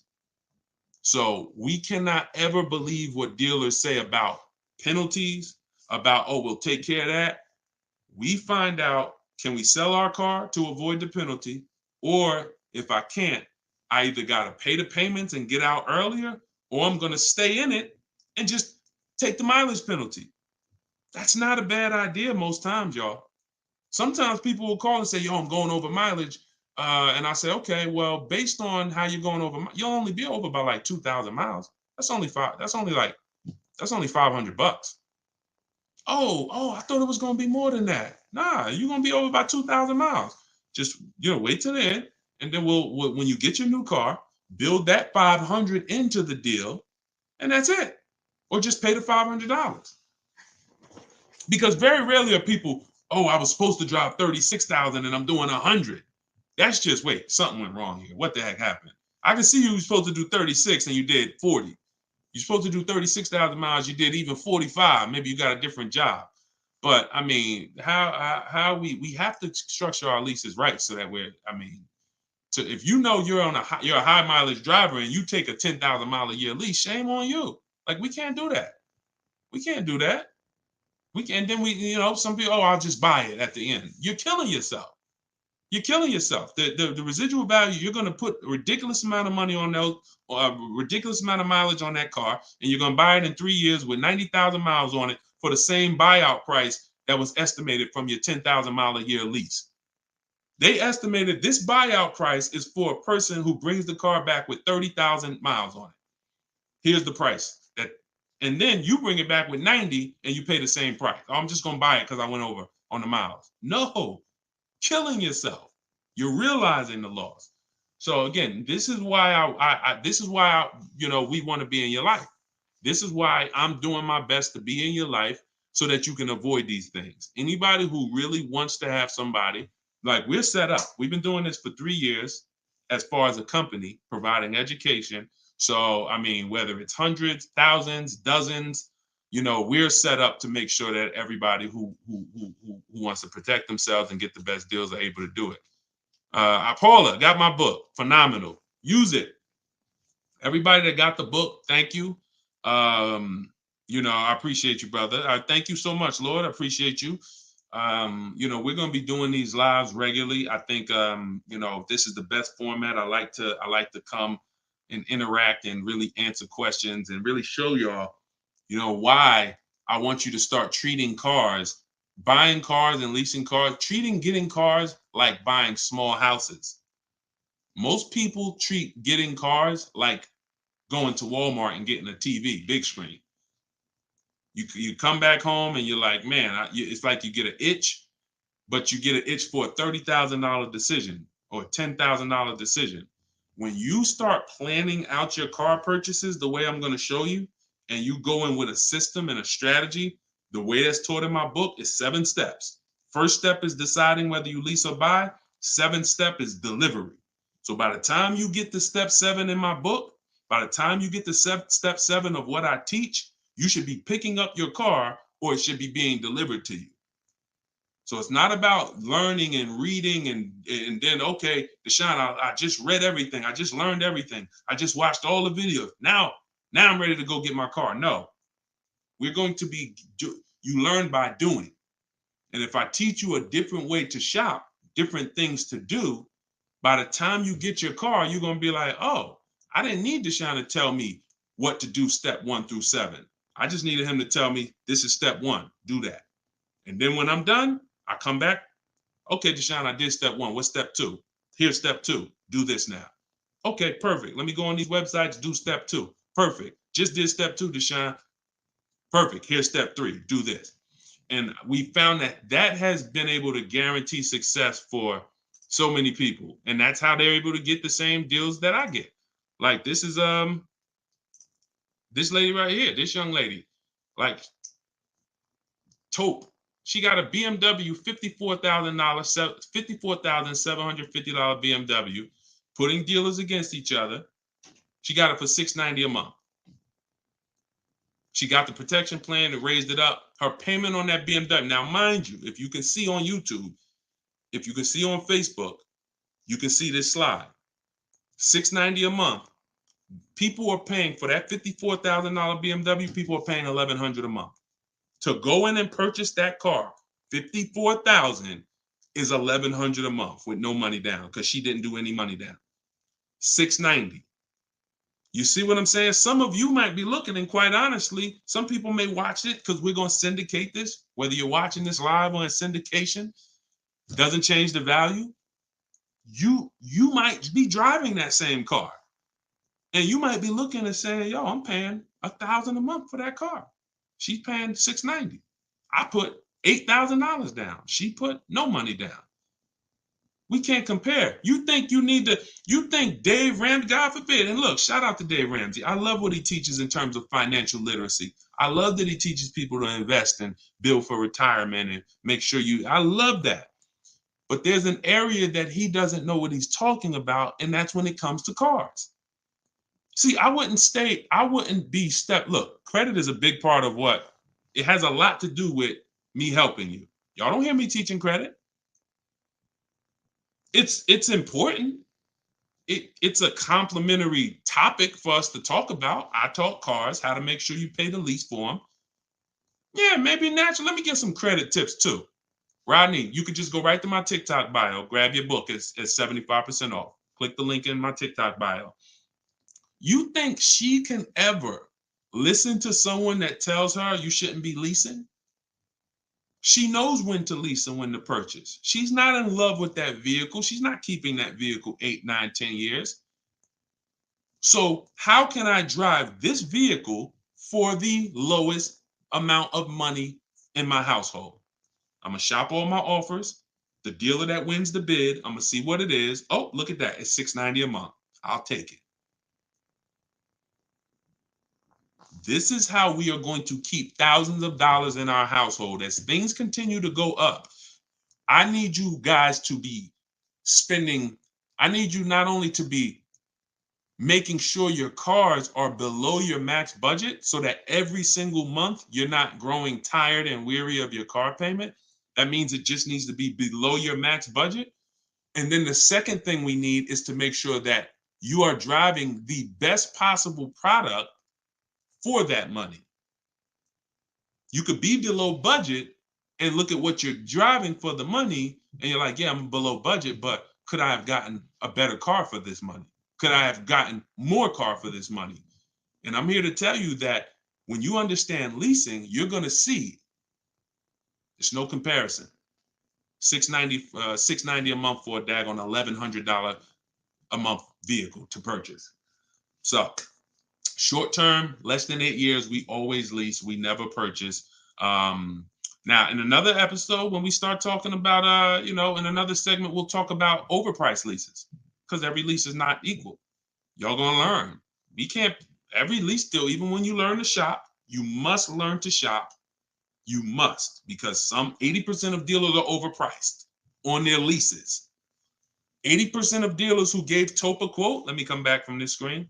80% of dealers who gave a quote to this young lady, Tope, on her BMW, were a lot higher. Some of you even saw it on the video. It said it when she wrote it. It said, man, all these other offers were a lot higher. That's how it's supposed to be. So you can't go back and forth with one dealer. You must reveal the best dealer, the best offer through multiple offers. So that's what you do. And you do that whether you're leasing or purchasing. And when you start doing that, you'll understand. That's in the book. That's what I teach. Bids. One-to-one negotiation is dead. I want y'all to eliminate one-to-one from we never do it. Because you cannot do that with any other item and win. You can't do it with jewelry. You can't do it with groceries. You can't do it with televisions. You can't do it with houses. One-to-one negotiations, you lose every time. You must see multiple options, multiple offers, and then we pick the best one. And what you see is that's gonna be done with loans we get, cars we buy, and cars that we sell. We don't trade. So, all right, yeah, this has been great. I need her contact. I don't know what you, I guess y'all having a conversation. I didn't know what y'all needed contact-wise. All right, let's see. Is buying and selling a car a good hustle? I'm not really teaching people how to buy and sell cars because,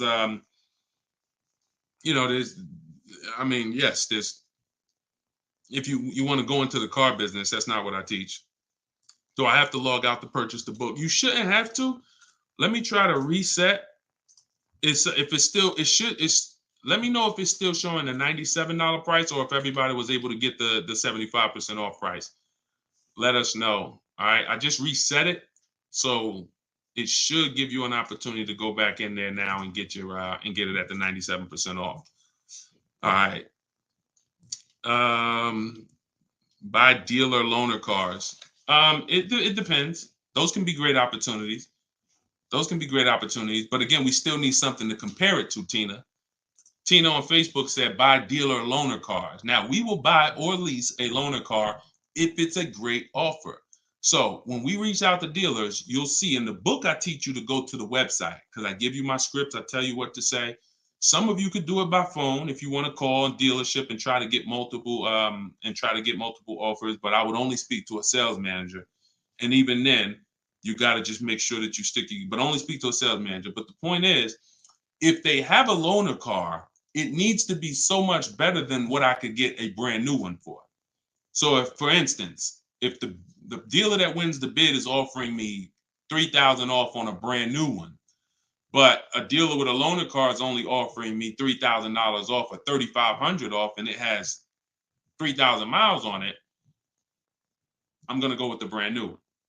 But if I don't have anything to compare it to, then I might think 3,000 off is a good offer for the loaner car. See what I'm saying? See, price assurance is when you guarantee.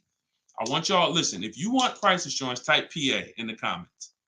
You want this every time you make a deal. Price assurance means I guarantee that I paid the lowest price that I could have paid. That's called price assurance. I want you to understand, some of you have been, though, is that possible with cars? That's what I want you to move from now on. I never want you to make another car deal without price assurance. How do you get price assurance? Multiple offers. It's the same way you get price assurance when you're buying groceries, when you're buying, spaghetti sauce. I saw enough offers to know there was nothing out there less. Not, I went in, I looked at one brand and said, I gotta have it. I like those. And it was $1 off. And I thought see, price assurance is the best thing with a car, because you literally can look at all these offers and say, this is the best one. It's amazing when you realize you're the prize. Some of you be like, man, I haven't been treated like I'm the prize. I know, we're gonna change that. When you use the systems that I want you to use, you'll realize, dang, I've been the prize the whole time. You mean all of these banks and credit unions would work this hard to try to give me, it's all these options I got? It seemed like before I really didn't know all my options. That's right. But when you now change the way you shop and you now move into a bidding mindset, everyone I'm going to do business with must win the bid. The bank, the credit union must win the bid. And then I'm going to give the dealers a chance to see if they can beat it. Now they bank's going to get a chance to bid. Very soon we'll talk about how to do that without affecting your credit. I want to show y'all this bank bidding war process. We have a specific way we shop for loans, credit unions, banks. We let dealers access our credit, and the way it shows as one inquiry when it comes to affecting our score. You must learn that, because when you see how much money is in the loans, you're gonna be mad. You're gonna be like, dang, I never shopped around the way I should have for my loan. I never shopped around. That's fine.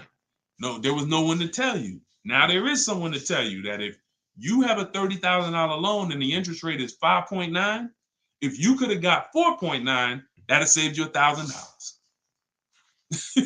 You get what I'm saying?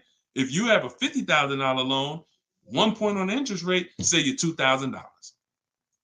So we must imagine if you could get 2 points lower, say $4,000. So we are excited to try to get money off the car. We're going to be just as excited to make sure we're not giving that money in our loan. The banks are not loving us because we don't want the banks to like us. We want the banks to say, man, we barely making any money on this loan, but we'll take it. You don't want the bank to say, oh, every time they need a loan, they just come right to us. They love us. Give them 5.9. They don't ask no question. Give them 6.29. Give them 7.2. Whatever. They're not gonna shop. No, we don't want that. So, all right, y'all. So I will be back for another segment. These are the things we're gonna continue to do. We'll be live on all 4 platforms. We look to partner with more platforms in the future. So if there's a platform that y'all think we should be on streaming, let us know. Right now, we are, Facebook, Instagram, TikTok, and YouTube. So it's been great. We had probably, consistently 400 or 500 people on here. And so if you want to get your book at 75% off, as long as the timer hasn't come down, you should click the TikTok bio. Name of the book is Car Shopping for People That Hate Car Shopping. If you Google it, you'll see it's already rated 4.94 on Goodreads. We have 31 reviews. So we're on our way to being a 5-star bestseller. And it's really the people using it. So I want you all to use it. Get it for 75% off. Normal price is $97. Download it immediately. Start to use it. If you're on YouTube or Facebook, you can scan the QR code and get your copy, or go to Deshone's book. Mm-hmm. Yes, Mandy. Facebook is the same handle, Deshone the Auto Advisor, on every channel, whether it's YouTube, Facebook, Instagram. It's always Deshone the Auto Advisor. So we'll be back to answer more questions. We'll be talking more about leasing, but we'll be talking more about deal structure, shopping, how to check and make sure cars are reliable. There's a lot of cars going out here with bad reliability ratings, bad longevity ratings. So they are not the cars that we need to be buying for keepers. We got things we got to look out for, y'all. Like, this is the tip of the iceberg. We're buying a car to keep. You know how many people have bought a car, it wasn't quality, we didn't check longevity. I thought I was going to keep it 8 years, 10 years, but car started giving me issues, transmission issues at 80,000 miles. I didn't know that.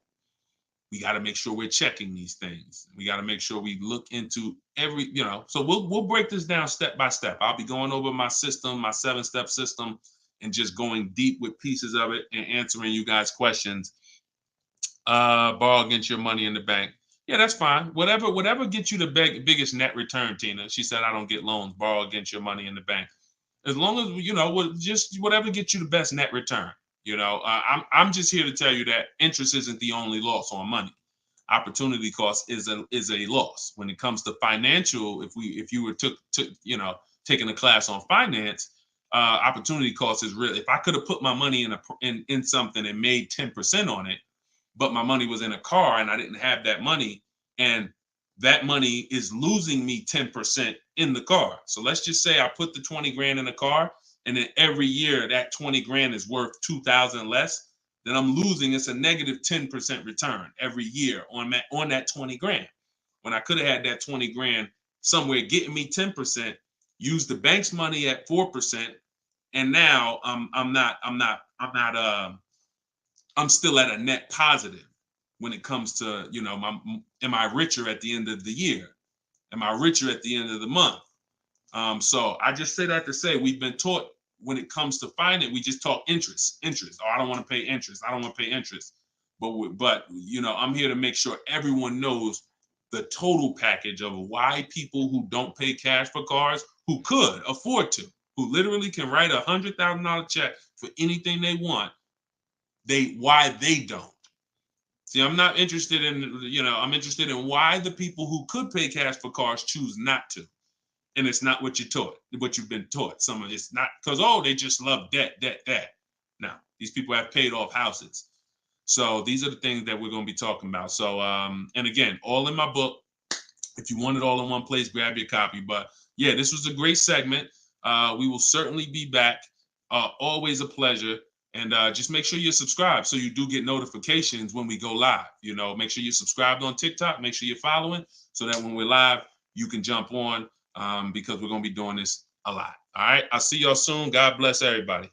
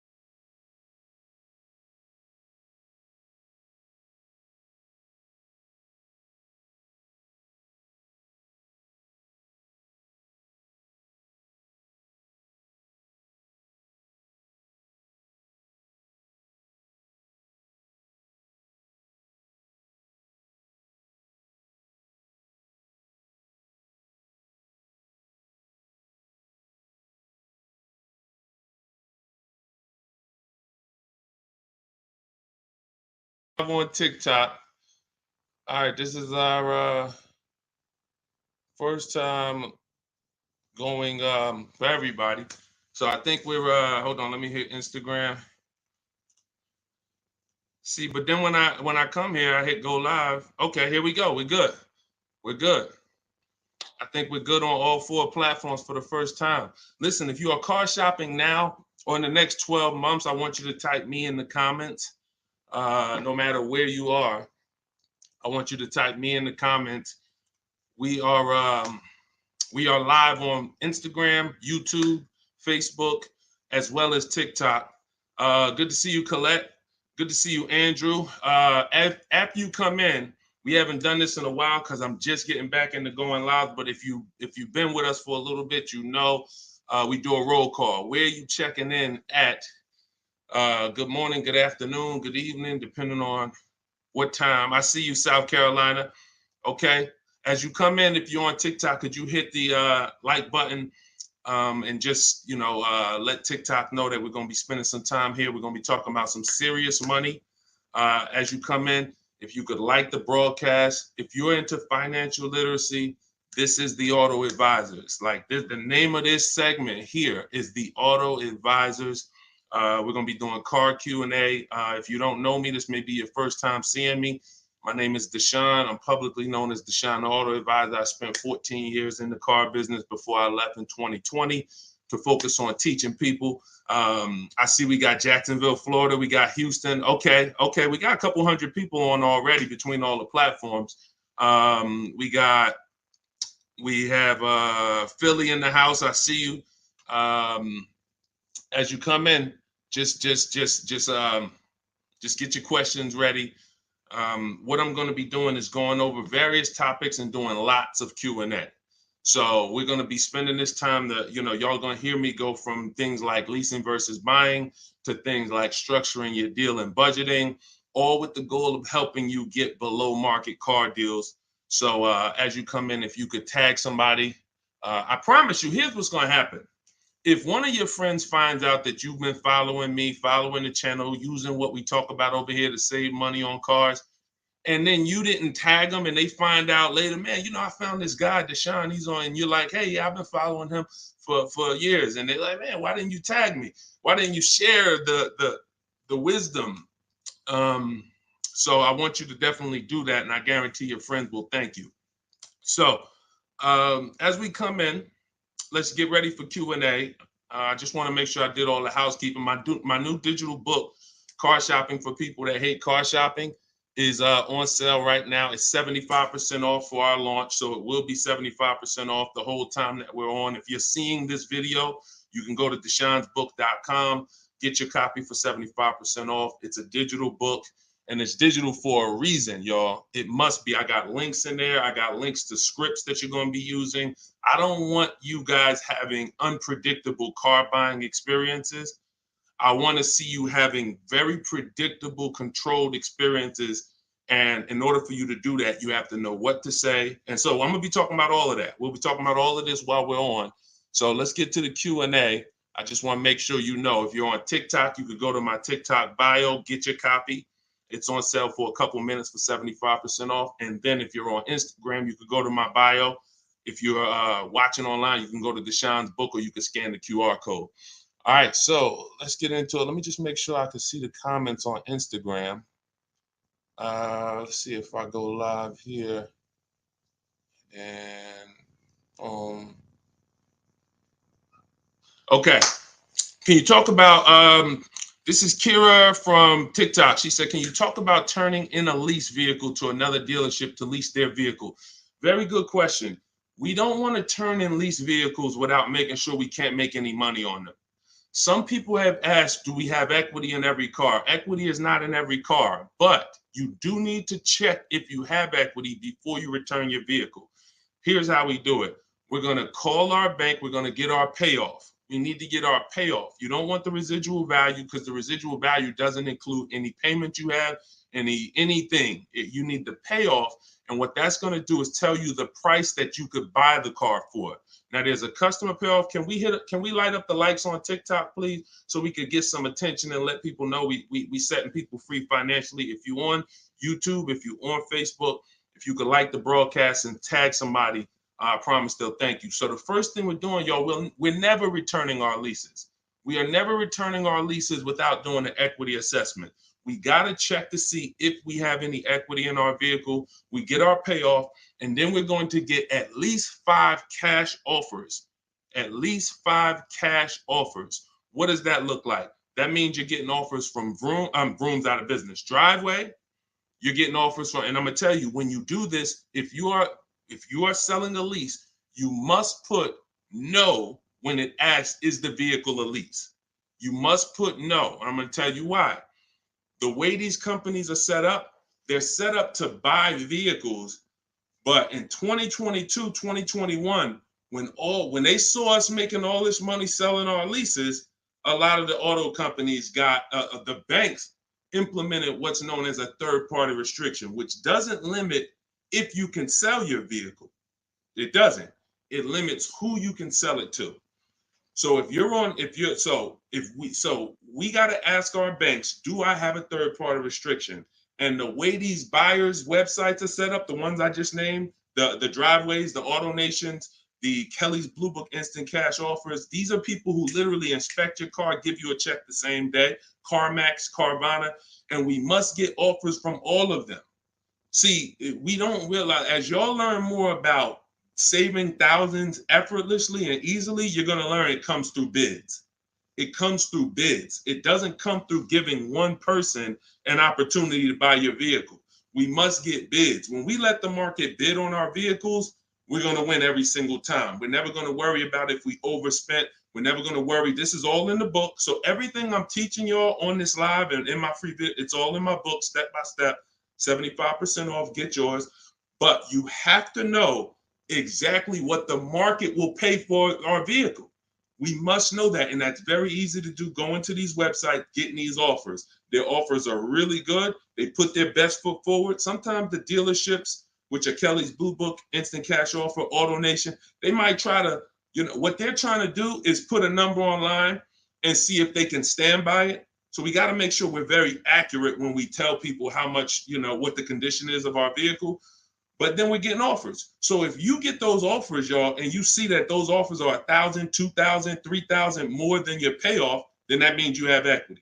If it's $4,000 or $5,000, that means you have equity. And here's what you got to know.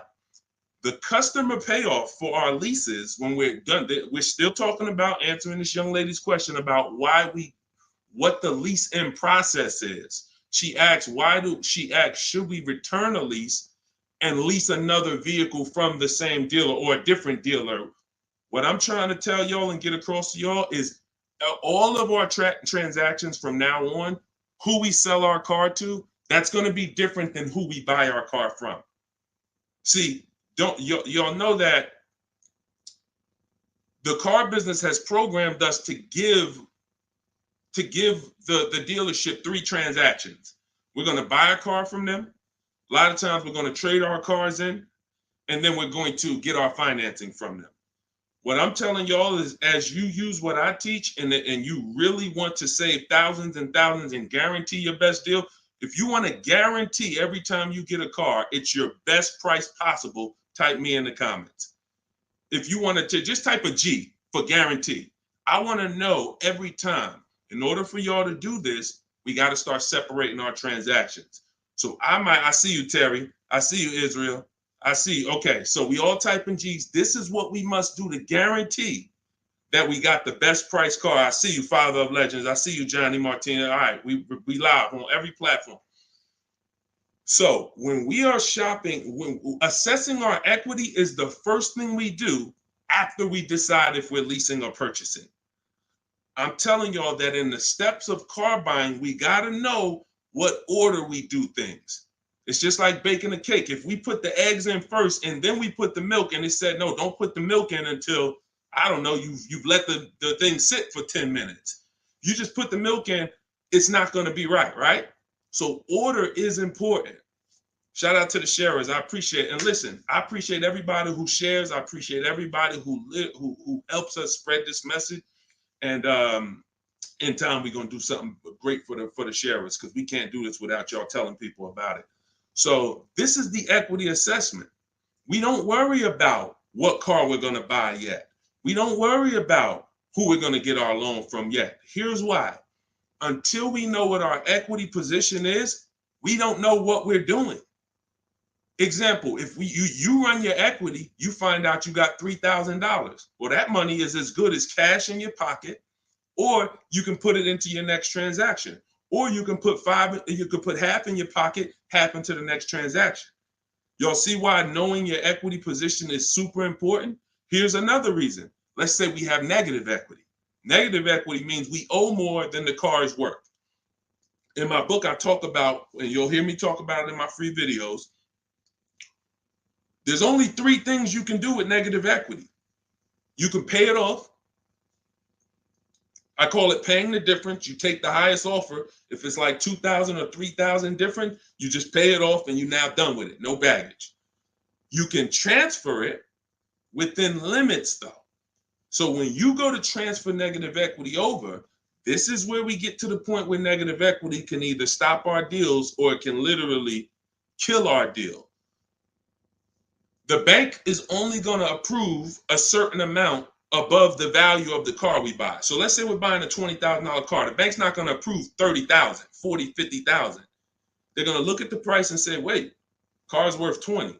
We might lend 26, depending on the customer's credit, but we're not lending 30. We're not lending 35 on a $20,000 car, which means if you have 8 grand, 10 grand of negative equity, you can't transfer all of that over because you're going above the loan to value ratios. This is why negative equity, knowing the cause, is important. And there's 2 causes.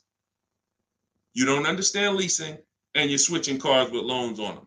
If there's an emergency, we understand that. I see y'all. Shout it out. We live. Literally, I see between all the platforms, we got about 400 or 500 people on here right now. So shout it out. Can we get the TikTok likes up? Can y'all keep tapping the screen on TikTok? Let's make some noise over on TikTok.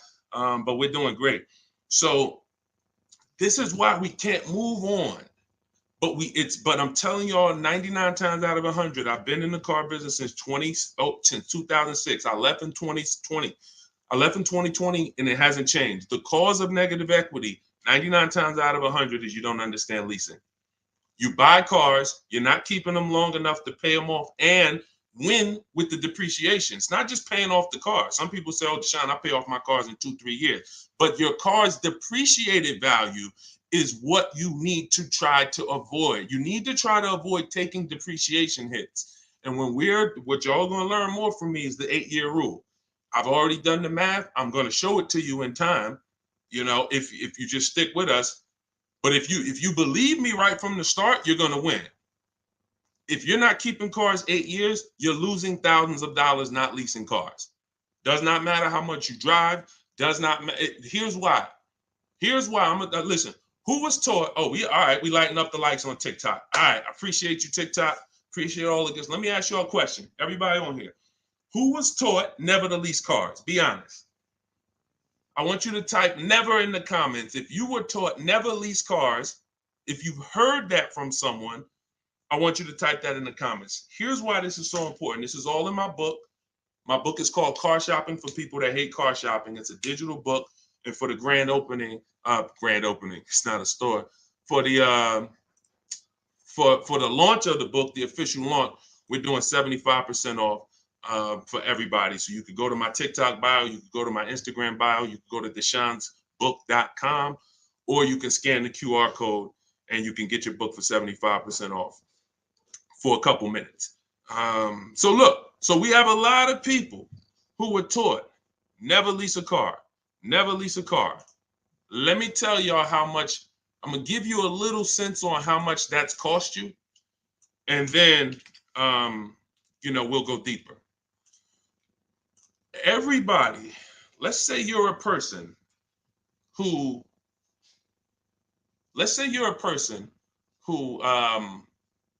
keeps their cars until the wheels fall off. We call those cars keepers. If your next car is going to be a keeper, type K. That means I'm going to keep this thing until the wheels fall off. I'm going to keep this thing 8 years minimum, 10, 12, 15. That's what I do. I see you, Abby. Now, the benefit about buying a car and keeping 8+ years is you get to outlive all the depreciation. Your car loses X% of value the day you get it. And whether you drive it or not, if somebody came and parked a car outside your house right now and said, "Hey, this car is worth $30,000. It's yours." Now you say, "I don't drive. I already got a car. I don't need it." You come out a year later, is that car worth $30,000? You didn't drive it. See, this is your first. You didn't put a mile on it. You didn't touch it. It just stayed out there. It was worth 30 when they dropped it off. Is it worth 30 today? A year later? Exactly. Here's what I'm telling y'all. That's the first deep lesson on depreciation. See, if you get that, now you're getting the clue of why leasing is not about how much you drive. People who say, "Oh, I like to drive as much as I want to, so I buy my cars because I don't want to pay for the mileage." Here's the revelation. You pay for the usage of the car whether you use it or not, whether you drive it or not. It's going down. The more usage you put on it, the faster it goes down. So leasing is not a matter of how much I drive. Leasing is, if I get a great lease deal, we're going to talk about that. All lease deals aren't created equal. And these commercials we see that say, "Hey, 3,000 down, 8," these are not lease deals. I'm going to show y'all some lease deals over, I'll actually probably show y'all one in the next couple minutes. Great lease deals are not advertised. They're made in secret. No one really knows about them. The great lease deals are not advertised. Great deals are not advertised. Great deals are not advertised. So you can't judge the lease pricing by what y'all see in these commercials, or it's not going to make sense to you. But when you get great lease deals, it is no comparison. The name of the game is, will I pay less with a great lease deal in depreciation than I would pay if I purchased that car? That is the name of the game. And when I look and see, all right, if I get a great lease deal, I'm only paying 30% of the car's value, 35, 40%, 45%. But if I bought that car, regardless of whether I pay cash, regardless of whether I got a loan on it, the asset, the value of the car is going to go down by more than that. So what we're doing when we're leasing versus buying is we're trying to hedge against depreciation. We're trying to acquire a car that says, based on how I got this car and the price I'm paying for it over 3 years, it's thousands less than if I would have went and purchased that same car and just took the value of the depreciation. And this is what I'm telling y'all. They've hid you can't understand this when you're just tied into payments. And a lot of you know, payments have nothing to do. Some of you who are a little bit more financially savvy, payments have nothing to do with the deal on the car. If you don't know that, you're going to learn that the more you hang out here. Payments have nothing to do with the price of the car, the deal on the car. That's just the financial tool. That's just what you've attached to the asset. If you go and you overpay $10,000 for the car, doesn't matter if you got a loan on it. Doesn't matter if you did no money down. You overpaid by $10,000 for the car itself. That's focusing on the asset. So leasing, y'all, is for people who don't keep their cars more than 8 years. It's that simple. If you do not keep your cars more than 8 years, you cannot outlive the depreciation that the car is losing. The money. You go out, slap 30 grand into a car. That car is losing money for you every single month. So you're trying to say, is there another way I could get a car where I'm not paying this kind of money? If I'm losing $500 of value every month in my car, is there a way that I can lose less than that? And what I'm going to show y'all is leasing is just the way. So these are the first two steps. The young lady asked the question about returning her lease, but I want y'all to know that that's step 2. We assess, can we make any money on our deal, on our old car? And then, but the first thing we got to do is decide buying versus leasing. Leased alone, Good Time said, leased alone car was good. Welcome to everybody that jumped on. My digital book, Car Shopping for People That Hate Car Shopping. Everything, it's 75% off. You can get your copy while we're on here, but we're going to be going deep on Q&A for at least, I'm not even watching the clock. So just go to my TikTok. I don't think you're going to leave the broadcast either. If you go get your copy, go to my TikTok bio, go to my Instagram bio. If you're on Instagram, wherever you're at, if you're on YouTube, scan the QR code or go to deshonebook.com and get your copy so that we can go deep on this. I don't want you trying to just remember everything that I'm teaching. I want you to have a reference point, and it's affordable for everybody. It's normally $97. Okay, let's go. Things are way too complicated to fix now. I guess you're talking about when it comes to cars, electronics. Another reason people don't feel as confident keeping their cars like they used to is because the cars are getting a little bit more complex. It used to be very simple for you to find a good car, keep it 10, 12, 15 years. There's still cars out there that you can confidently do that if you make sure that you're checking the reliability of the car, checking the longevity of the car. We do this on Google. We have to make sure the cars we're buying are good cars. Then we can certainly avoid, you know, a lot of these cars. But yes, that is a lot of people don't feel as confident keeping cars long term as they used to. How about a lease to buy at the end compared to straight out buying? Cousin Al, that's a good question. He said, how about buying a lease to purchase? Who's heard of that? Who's heard that term before? A lease to buy on a car. You may have heard it with a house. If you've heard that, if you've heard that, let me tell you why that's a bad idea. We're mixing two strategies.